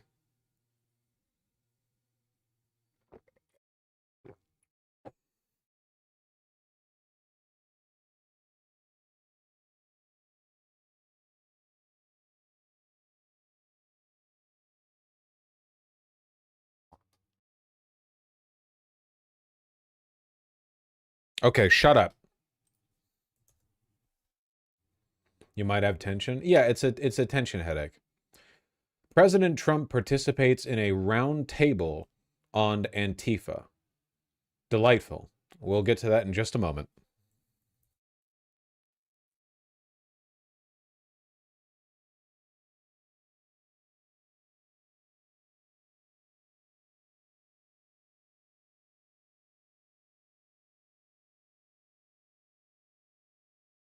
new breaking update in our ongoing reports on the, tendency for Trump to taco. He has called for jailing Pritzker and Brandon Johnson. That's the short of it. This morning, more troops are on the ground in American cities. And moments ago, President Trump weighed in again and is trying to ratchet things up rather than calm things down. Again, sending out this message. We'll show you. Chicago's mayor should be in jail for failing to protect ICE officers. Governor Pritzker also. It comes as the Trump administration and Trump administration officials have been traveling to different parts of the country for firsthand looks at ICE operations. The DHS secretary was in Portland, Oregon just yesterday. A source telling CNN she met with the city's chief of police and others who oppose the military deployment there. And the FBI director, Kash Patel, was just in Chicago, where National Guard troops from Texas just arrived. They're doing training and awaiting specific assignments, possibly deploying as early as today. And at the center of much of the protests... Again, and I'm going to reiterate this, and I'm sorry if you're tired of hearing the same thing, but it's really important for me to keep clarifying. The number of Texan National Guardsmen that have been deployed to Chicago is not that high, okay? It's 200 right now. Just 200. That is not enough to meaningfully occupy the city. This is all a big fucking vice signal, all right? They are trying to provoke antagonism against the National Guardsmen in the hopes of sparking some kind of Kent State, massacre-like incident so they can use that as an excuse to crack down further. They, at the moment, are not even remotely capable of holding the city because, as it turns out, by far the largest occupying force in any city is the police department. And the police department in Chicago and Portland, etc., is far more numerous, and in these cases, not compliant at all with the agenda of the Trump administration, which is probably why Kristi Noem went over to Portland to talk with their police chief the other day, because they know they can't do anything without the support of the police. Did you see how fat they are? No, and I'm always down to be fat phobic. Oh my God.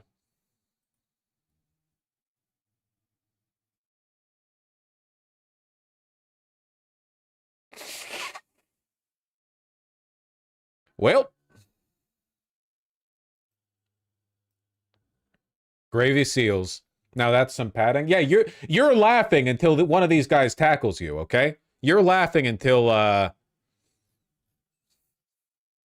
they come after you. The Chungus cometh. Give us a phrenology assessment.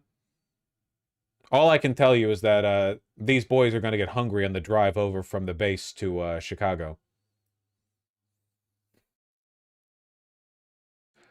Didn't Hegseth just talk about not wanting fat fucks? Do you think the Texan National Guard is based in woke? So they were like, oh yeah, we'll send you 200 guardsmen. And they deployed, the gravy seals over. Here you go. Look, no hate. They're National Guardsmen. They're part-timers.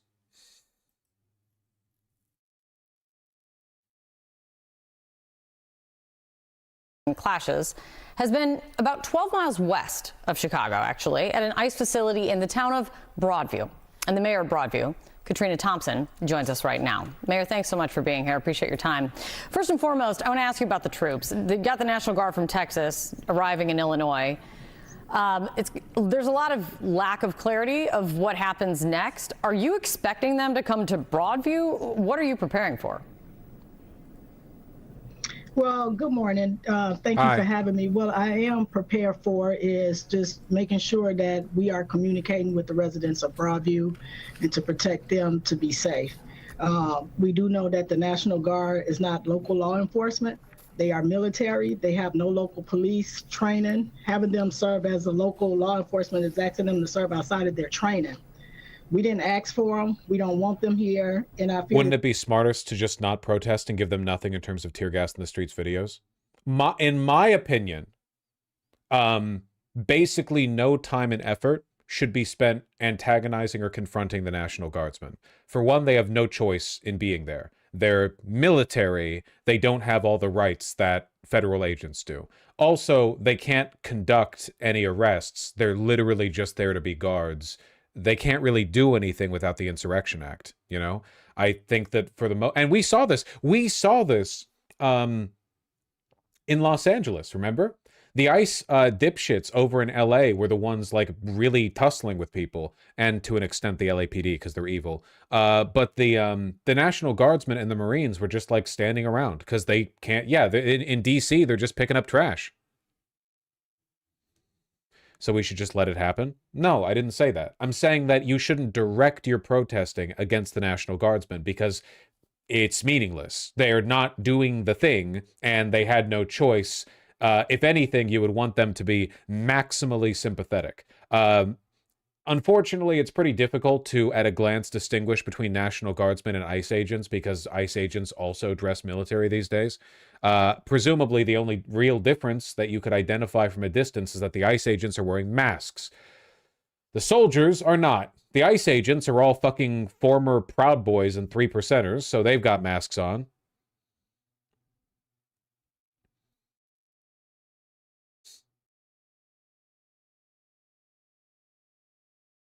I don't know. They would escalate and escalate the conflict started by the flame of ICE. So we just try to just manage as best we can. The ICE agents are also fatter. Well, that was the case with the California National Guard in Los Angeles. But the Texas National Guard, everything's bigger in Texas, okay? Do you think it could inflame things further from what you've already been trying to get a handle on and control? Oh, absolutely. Our experience with ICE has been terrible. ICE is the one who's been instigating all the problems against our village and against our residents. They did not respect our local laws. They did not respect life safety issues, and they are causing problems and committing crimes. Cannot overstate how much our fragile democracy right now is hinging on the hope that local police departments do not become amenable to ICE. Literally, like, that's the thread, okay? The entire American experiment is dangling from a thread of spider's silk, and that thread is exactly as strong as local police departments' negative disposition towards ICE.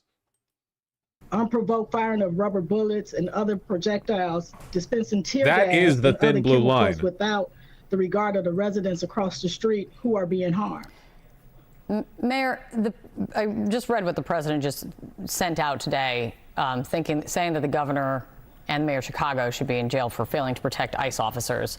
As I've already mentioned, the ICE facility that's kind of been a central focus for weeks now is in your very small town.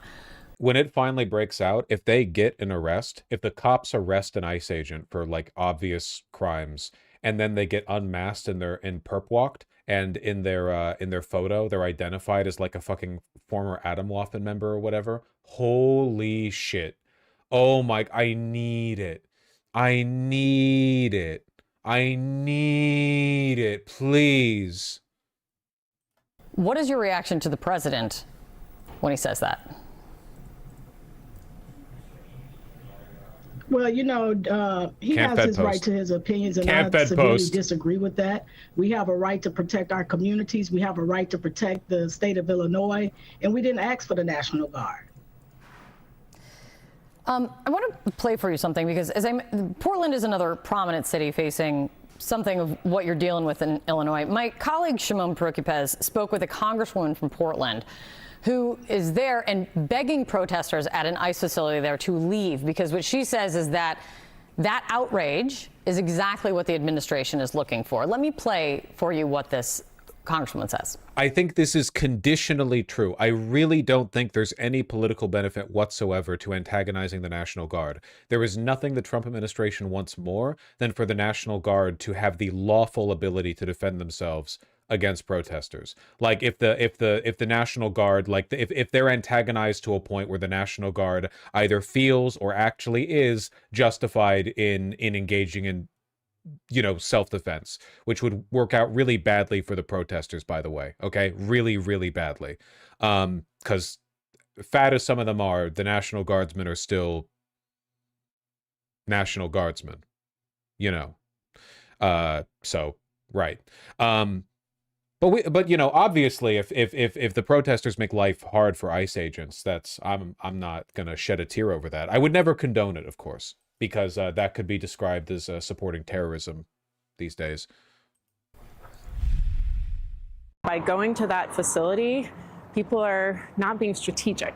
You know, at this moment in time, protesting in the streets is absolutely important. Just don't protest right there, because then you're playing into their story that is not the reality, as you can see looking around. I wonder, hold on. Okay, I think there is a version of this that is true. I think that the version of anti-ICE protests that is just camped outside the facility is what the Trump administration benefits from the most. And the version of anti-ICE protests where it's just like on the streets of Chicago, when regular people see ICE agents, they're antagonistic as fuck. That's probably better. You know what I mean?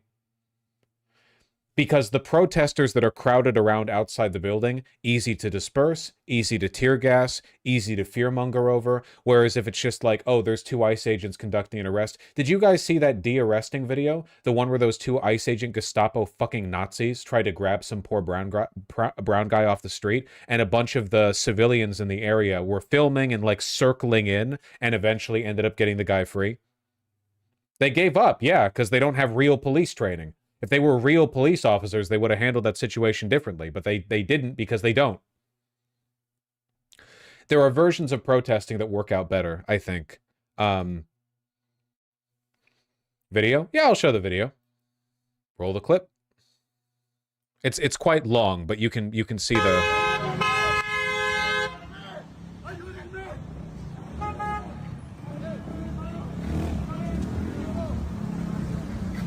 And people stop around them and honk their horns, and more people start circling around the ICE agents.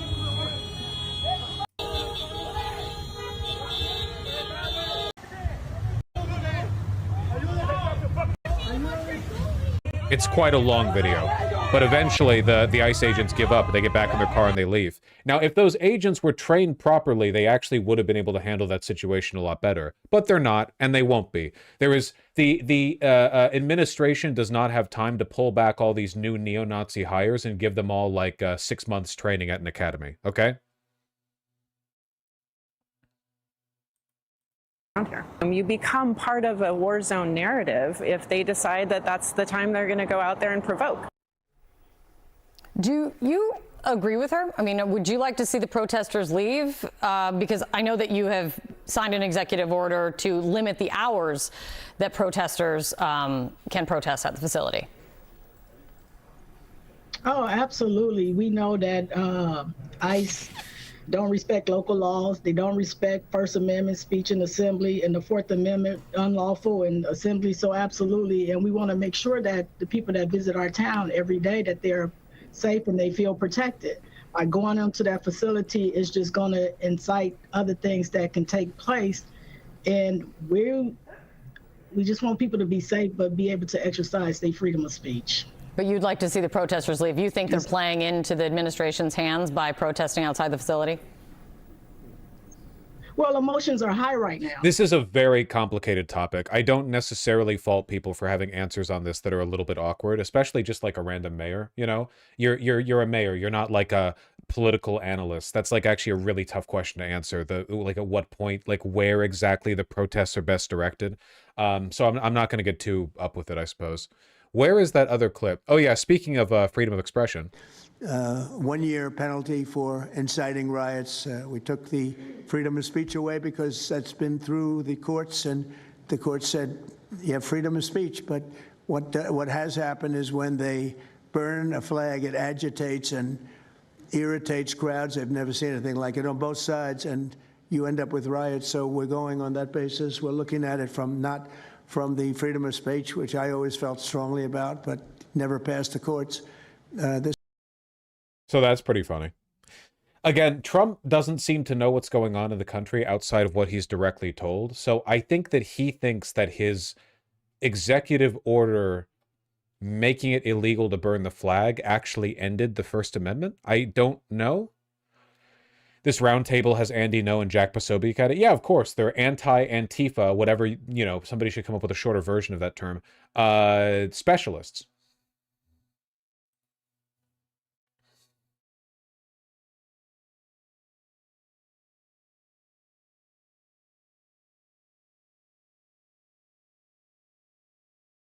Anyway, so far, it's still all talk, no hog, okay?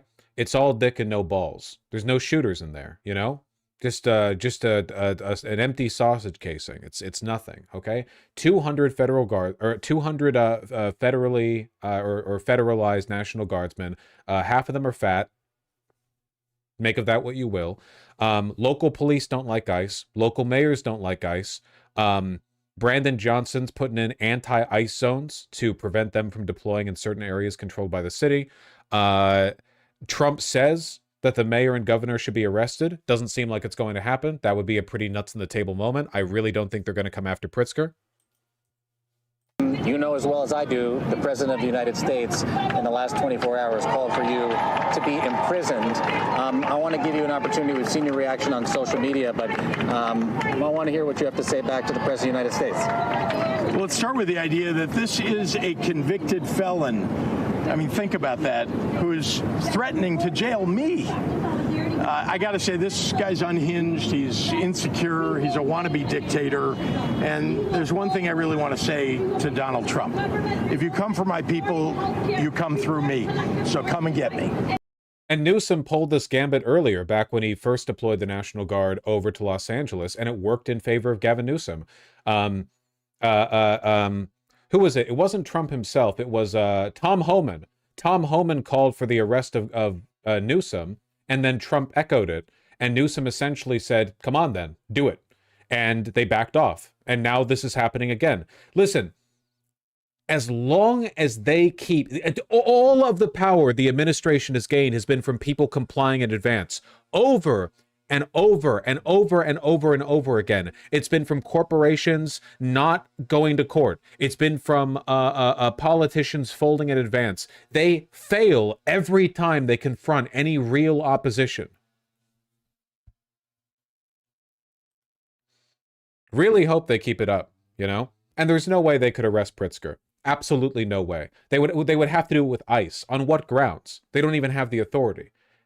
They would have no legal excuse. And also, like, Jesus, man. Oh, God, I want them to try. I want them to try so fucking badly. I want these drugged up, retard, incest baby, meth head fucking Nazi freaks that have joined ICE to move in a caravan towards the governor's mansion and just be confronted by an army of state troopers who they just have to stare across that. Like, what the fuck are they going to do? What are they going to do? Or Pritzker's in the Capitol building. Like, I want videos on that. Please, God, show me. These people who can't even conduct an arrest properly. These people who are, like, giggling and guffawing as they, you know, handcuff naked children and drag them out into the street in 2 a.m., you know? I want to see them try to arrest a governor.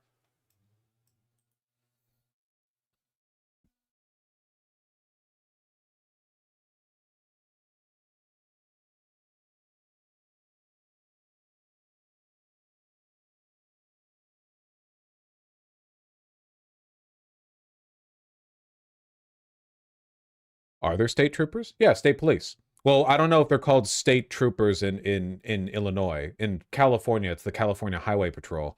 I don't know what the term is for their state police, but they have them.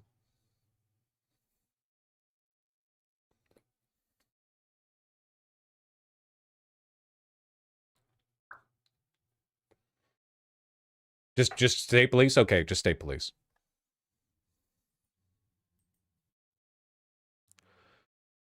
DSA is officially on the regime shit list. It always has been. To make the police look bad. Another group right now that is behind Antifa and working with Antifa very closely, based on the research that we have right now that we're going to give to you and your team, are the Democratic Socialists of America. Also known. Who's this retard? I can't. Who is this person with the long hair? Known as DSA. Again, these far left progressive groups tend to be aligning themselves with Antifa. So finally. All right, we'll take a look at this bullshit. How's our Antifa meeting going? And they're getting no help from their government at all. They've been begging for the noise ordinance to be enforced outside of their apartment complex for months now. Is this literally just a content creator meeting? Like, is it just Trump and a couple cabinet members fielding every prominent neo-Nazi on Twitter so they can all talk about how Antifa is the greatest threat America's ever seen? Like you're foolish, like there's something wrong. Like, how could President Trump be saying that about Chicago? And yet the night before you see that, 11 people were shot, 5 people died, and you have him talking about like it's a wonderful situation. They make you feel guilty. The panel guests asked Nux Taku for evidence against Hassan. Is Nux Taku here? And a lot of people don't get over that. They just don't get over it. I think they convince the people. Do wealthy people leave too or not? Places like Portland, are the wealthy people leaving? People that can leave, are they leaving? So you're a I think that they're moving to the areas that have been gentrified. I mean, the Oregon governor, when she was saying, we don't need Trump here, she's walking around. It's a very tight shot, if you notice that. And she said, Portland's just fine. Look at me. And they'll focus on the couple areas of Portland that are very nice. Well, she was saying that, and there were explosions in the background. Yeah. I mean, there was a reason they cropped it in. Explosions in the background. Sir, anybody have anything else to say over here? Yeah, well, just the protesters that you... Oh, sorry. And then we'll get, should we be taking questions, or is it just a waste of time? Because they can ask questions, but, well, there's Brian, he's good. But you know what? In a way, it's a waste of time, because if you give a great answer, they don't put it on. If you give a horrendous answer, or even if you give a great answer, they make it sound like it's not a great answer. They're very dishonest. Go ahead, Nick. Yeah, and I think part of that dishonesty comes from what they see. For instance, I've never been asked to go on any other show besides Fox News. My clips go viral everywhere, but they've never even asked, like CNN's never asked, MSNBC's never asked. Oh my God. And a lot of times when I go to hotels, I'll stay and I'll watch like MSNBC. Fortunately, their ratings are terrible. They are terrible. MSNBC is dying, and CNN is dying like a dog. And poor CNN, they're so pathetic. It is very pathetic. You ever see their anchors in the evening? That nobody ever heard of them. Where do these people come? I could take anybody off the street in Washington, D.C. They'd do a better job. Yeah, and it's not hard to show what's going on these days. You literally have an iPhone and you can post it on X. They don't believe in the star system. Who is this person? It's one of those things, right? Okay, Nick, you finished, Nick? Yeah, Are you thank you very finished, much. Nick? Good job. Thank you very much. Well, you've been through hell, I tell you that, but you're really incredible patriots, incredible people. Go ahead, please, Brian. Brian, go ahead. I'm so thankful for each and every one of you here right now, and I'm very grateful that my network, Real America's Voice, has partnered up with many of you. Jack Sobin, you have a show on a network. Many of you, Savannah, have appeared on a network as well, so thank you for being here. My question is this: in terms of following the money, I would just notify that the city of Austin is cleared to vote tomorrow to basically waive a $120,000 fee so that a No Kings, basically an anti-Trump rally, can occur in their city. They're bypassing the fees, rolling it to the taxpayers. So my question is to you, what can the people of Austin, Texas do right now to make sure that their tax dollars don't fund a No Kings anti-Trump rally coming up? Well, you just tell me that I would love to do something about that. Bring a lawsuit, do something. The best thing you can do is have honest elections, because the elections are totally rigged in so many of these places. You take a look, the people, they're all loving you. They can't breathe. They love so much, every one of them. You don't see one negative, then all of a sudden you lose the election by 20 points. The elections are so rigged, and we proved that in 2020 more than any other time.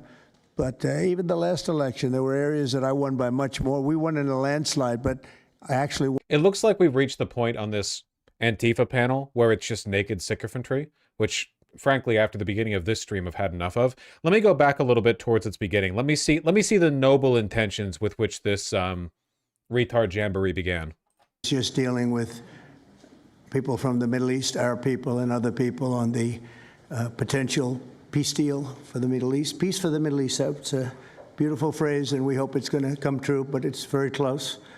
And they're doing very well. We have a great team over there, great negotiators, and there are, unfortunately, great negotiators on the other side also.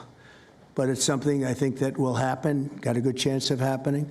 I may go there sometime toward the end of the week, maybe on Sunday, actually. And we'll see, but there's a very good chance negotiations are going along very well. We're dealing with Hamas and many of the countries. As you know, we have Muslim, all of the Muslim countries are included, all of the Arab countries are included, very rich countries and some that are not so rich, but just about everybody's included. It's never happened before. Nothing like that's happened before. And our final negotiation, as you know, is with Hamas, and it seems to be going well. Okay. So we're crazy, frankly, shooting one Texas officer in the neck.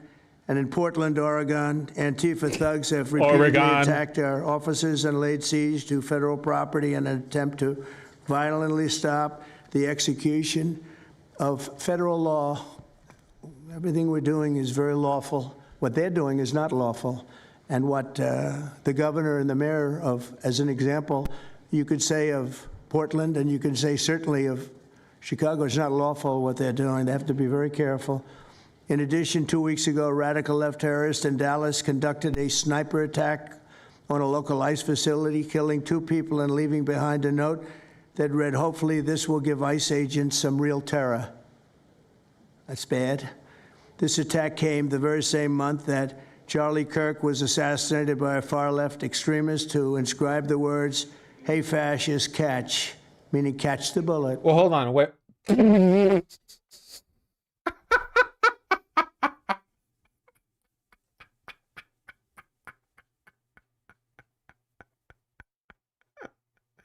Thank you for clarifying that. You're so right.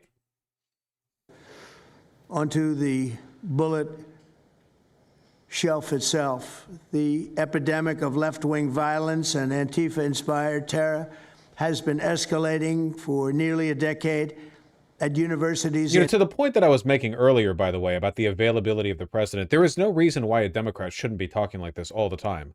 I mean it. Like, every day, a Democratic president should come up here and read from a litany of recent crimes committed by far-right individuals. Talk about... You had that timed, Benjamin. Thank you. Also, congrats on the win with PV. Thank you. Thank you. No, it's petty lol. It's not petty. It's politics.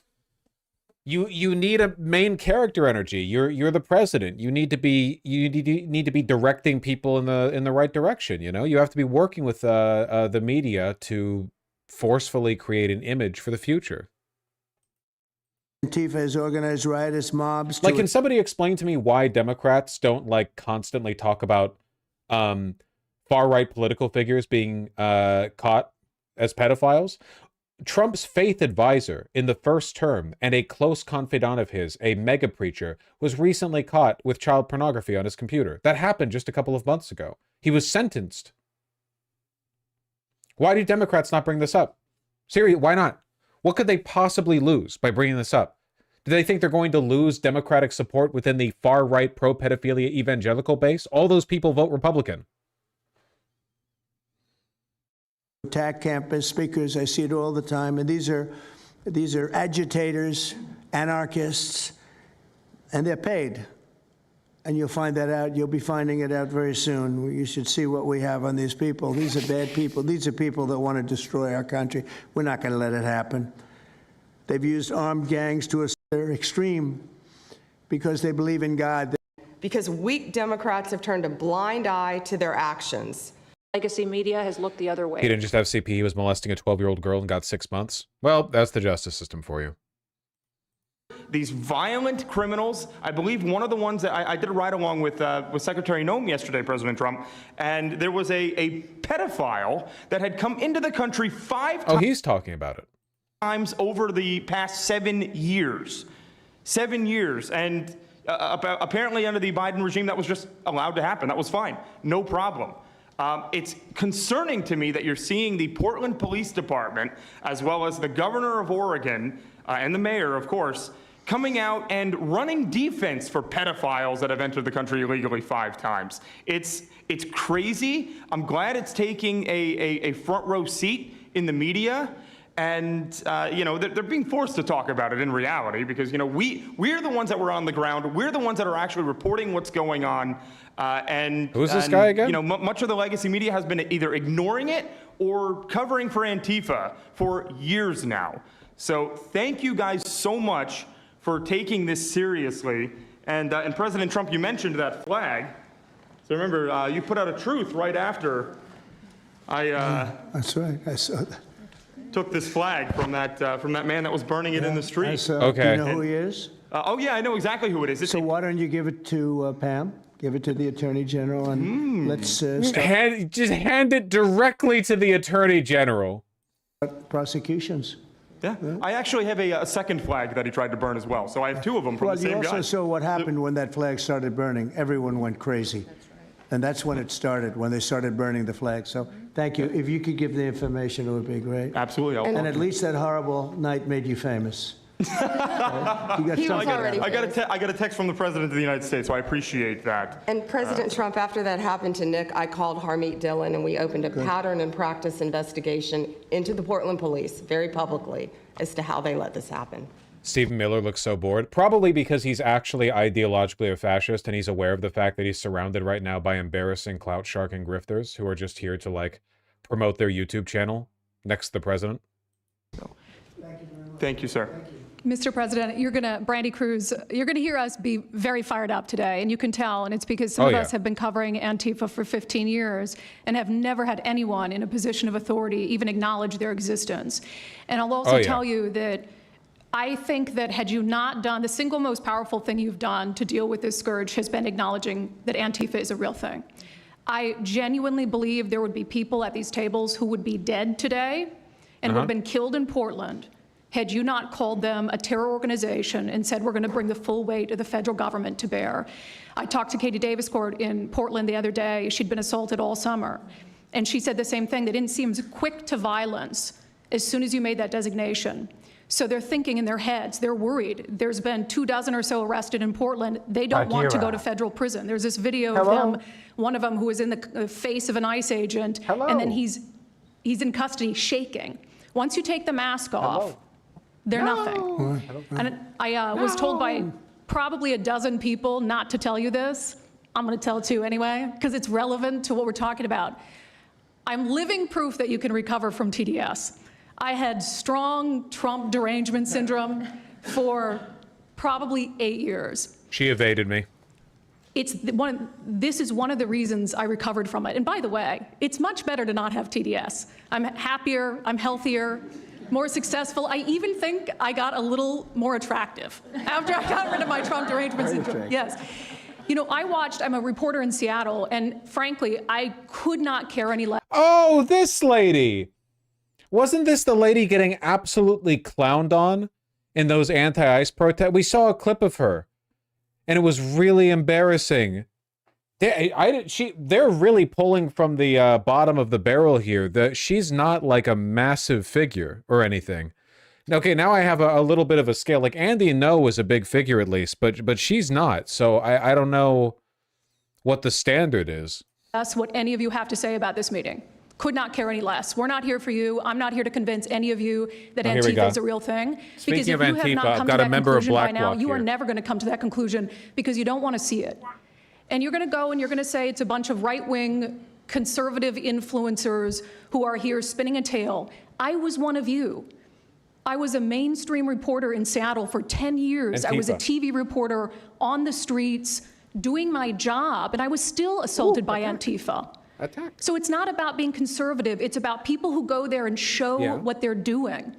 And when I saw, after all those years, that the media wouldn't be honest about what was happening, that Democratic politicians wouldn't be honest about what was happening, I thought, well, gosh, if they're not being honest about that, maybe they're not being honest about President Trump either. And it opened my mind to just looking at things for what they were.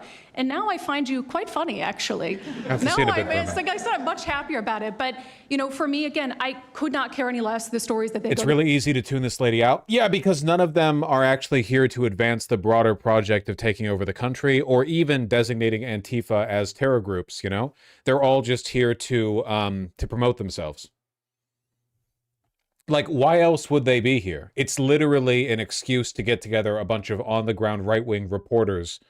Trump doesn't seem particularly interested, apart from the bits that are flattery. Yeah, it's like a podcast appearance, you know?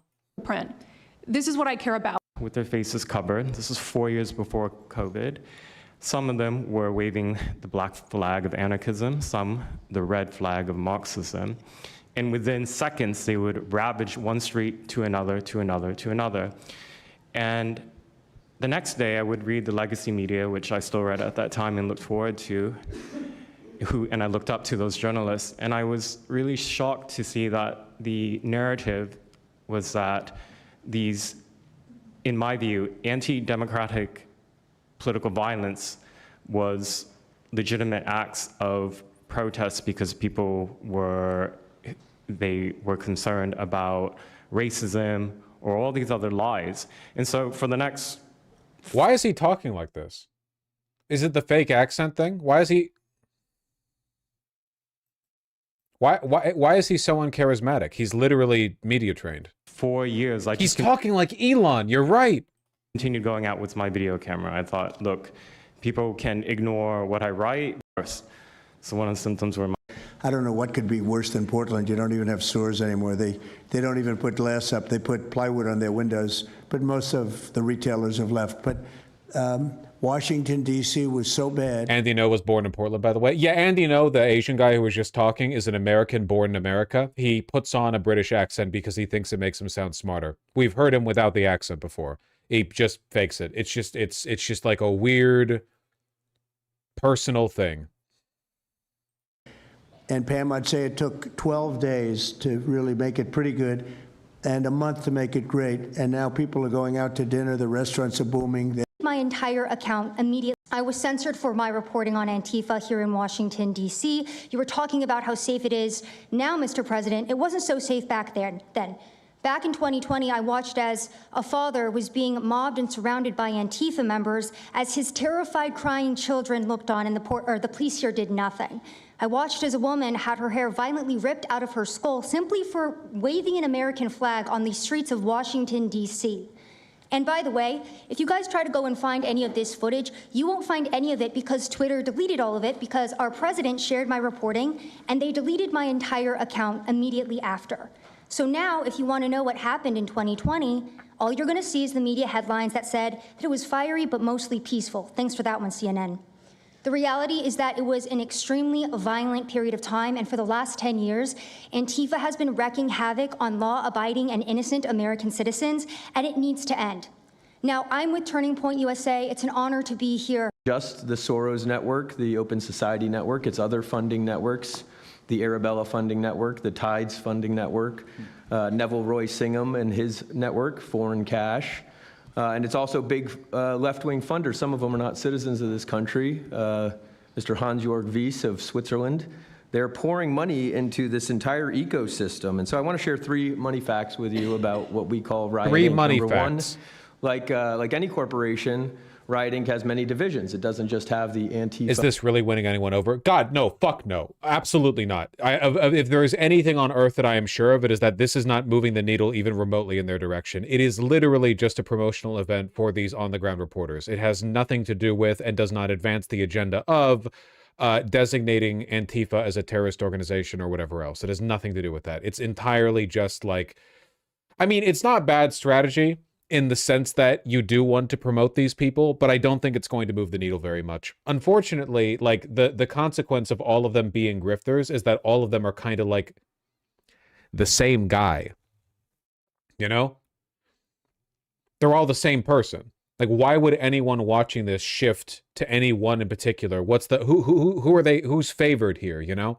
They're indistinguishable. They all do and say the exact same things. They're not personality driven. They're just delivering the same talking points. Boots on the ground division. It has PR divisions. It has marketing divisions. It has a very well-funded legal division to get these boots on the ground. A clip from this roundtable of Posobiec saying that Antifa goes back to the Weimar Republic. That's really funny. So much for having us here today and holding this roundtable.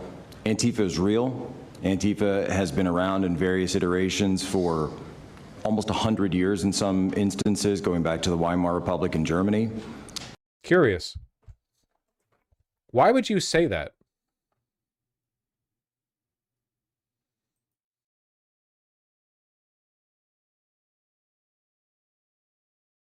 Why would you why would you admit that? I don't like that. Nope. There's no world in which saying that benefits you in any way. And there are many worlds in which it doesn't benefit you. I guess it's just like when you're a Nazi and you interact almost exclusively with other Nazis on Twitter, this shit just comes naturally to you. You know what I mean? Our great enemy, you trace their origins all the way back to the Weimar Republic, the failed German state. You know, it's the rhetoric slips off the tongue a little easier.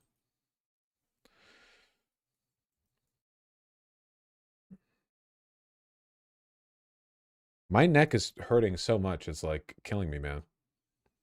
Holy fuck. I opened Twitter and I took a look at my notifications and it's all people arguing over the Hassan thing. Jesus Christ.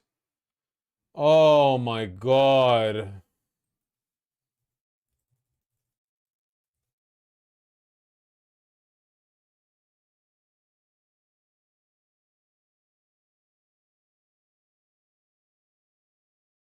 I thought it was a typo, but American consumer credit is actually down 3,800% from the past month. What?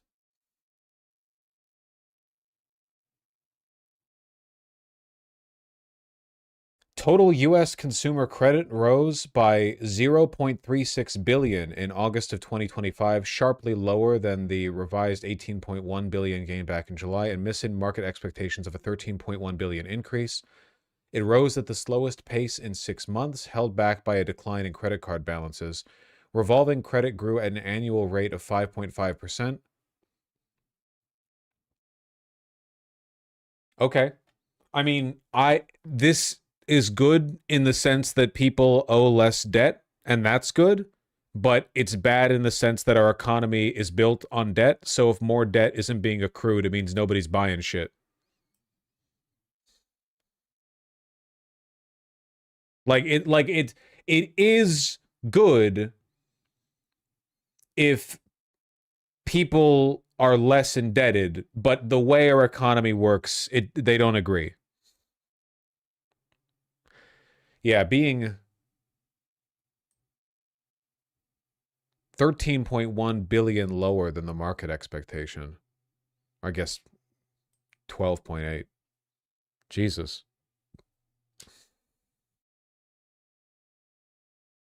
Can this produce deflation? Nah, it's not really about that. It's more just a general indicator of consumer spending. Consumer spending tends to go up in December because of Christmas, because it's the end of the year. You've got Christmas and New Year's, and then people tend to spend less into the new year because they're recovering from the debt that they accrued over here. But you would expect higher spending in August.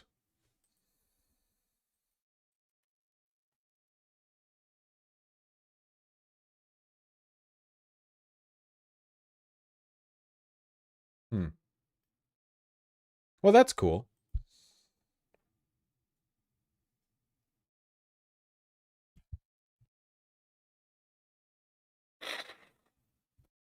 I'm curious what previous years looked like. Yeah. December 2024.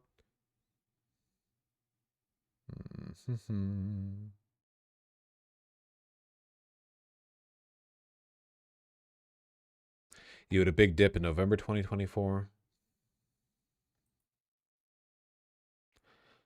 A lot of oscillation. Just, I guess you don't typically see it in August?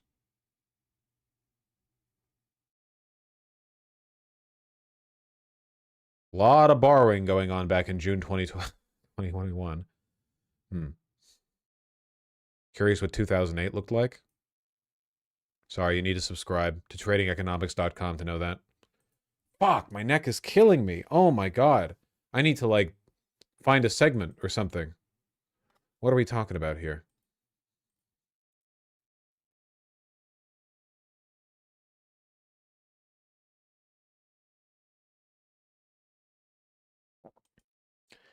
Show them the kitties that'll heal you. I don't know. Right now, managing the transferring the image files over from Discord actually would kind of piss me off.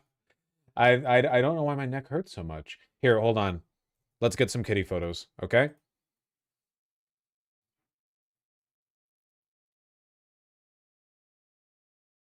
Look at these little guys. And a video? Well, that's even more of a pain. So cute.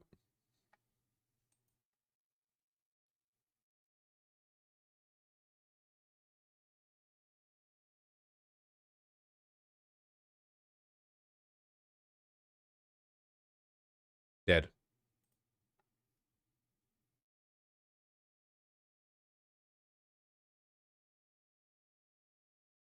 Yeah, I'll have to show the video later.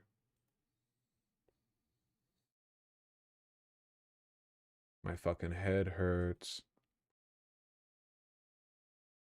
It's like 2, maybe just call it a day. Also look into your Costo. Costo has nothing to do with neck pain. I must have slept in a weird. Also, my fucking my ergonomics are fucked. I need to fix up my desk. Yeah, I knew they were doing 2 more raid cuts, Skynet. What else? What else did I have on the docket? Nothing the Republic wouldn't survive delaying on a little bit. Avash, good day. Yeah, I guess I'm glad they were able to escape, Vermin. Grijalva. Oh, right. Are they pussying out? White House draws out mass federal firing timeline. They don't want to fire all these workers. They're not going to fucking do it.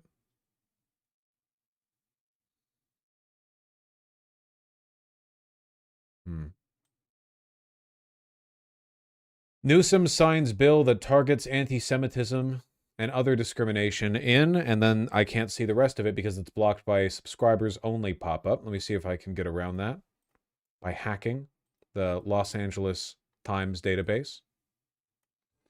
And other discrimination in schools. Great.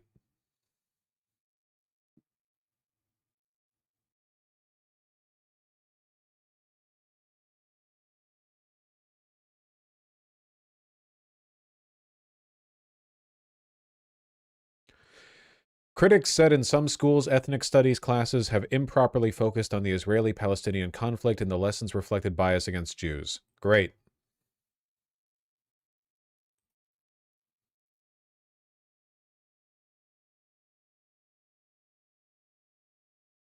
Colombia's Petro says last vessel bombed by U.S. was Colombian. Oh, shit. You guys ready to invade Colombia and Venezuela?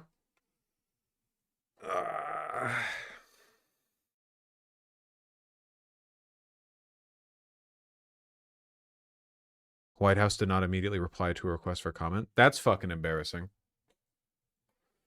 Oof. Okay. I'll be back tomorrow. I'm gonna go, like, chill out or something. I don't know why the fuck my neck is killing me so much. Everyone, be chill. Don't be fucking annoying. I know you all struggle with that. And I'll see you tomorrow.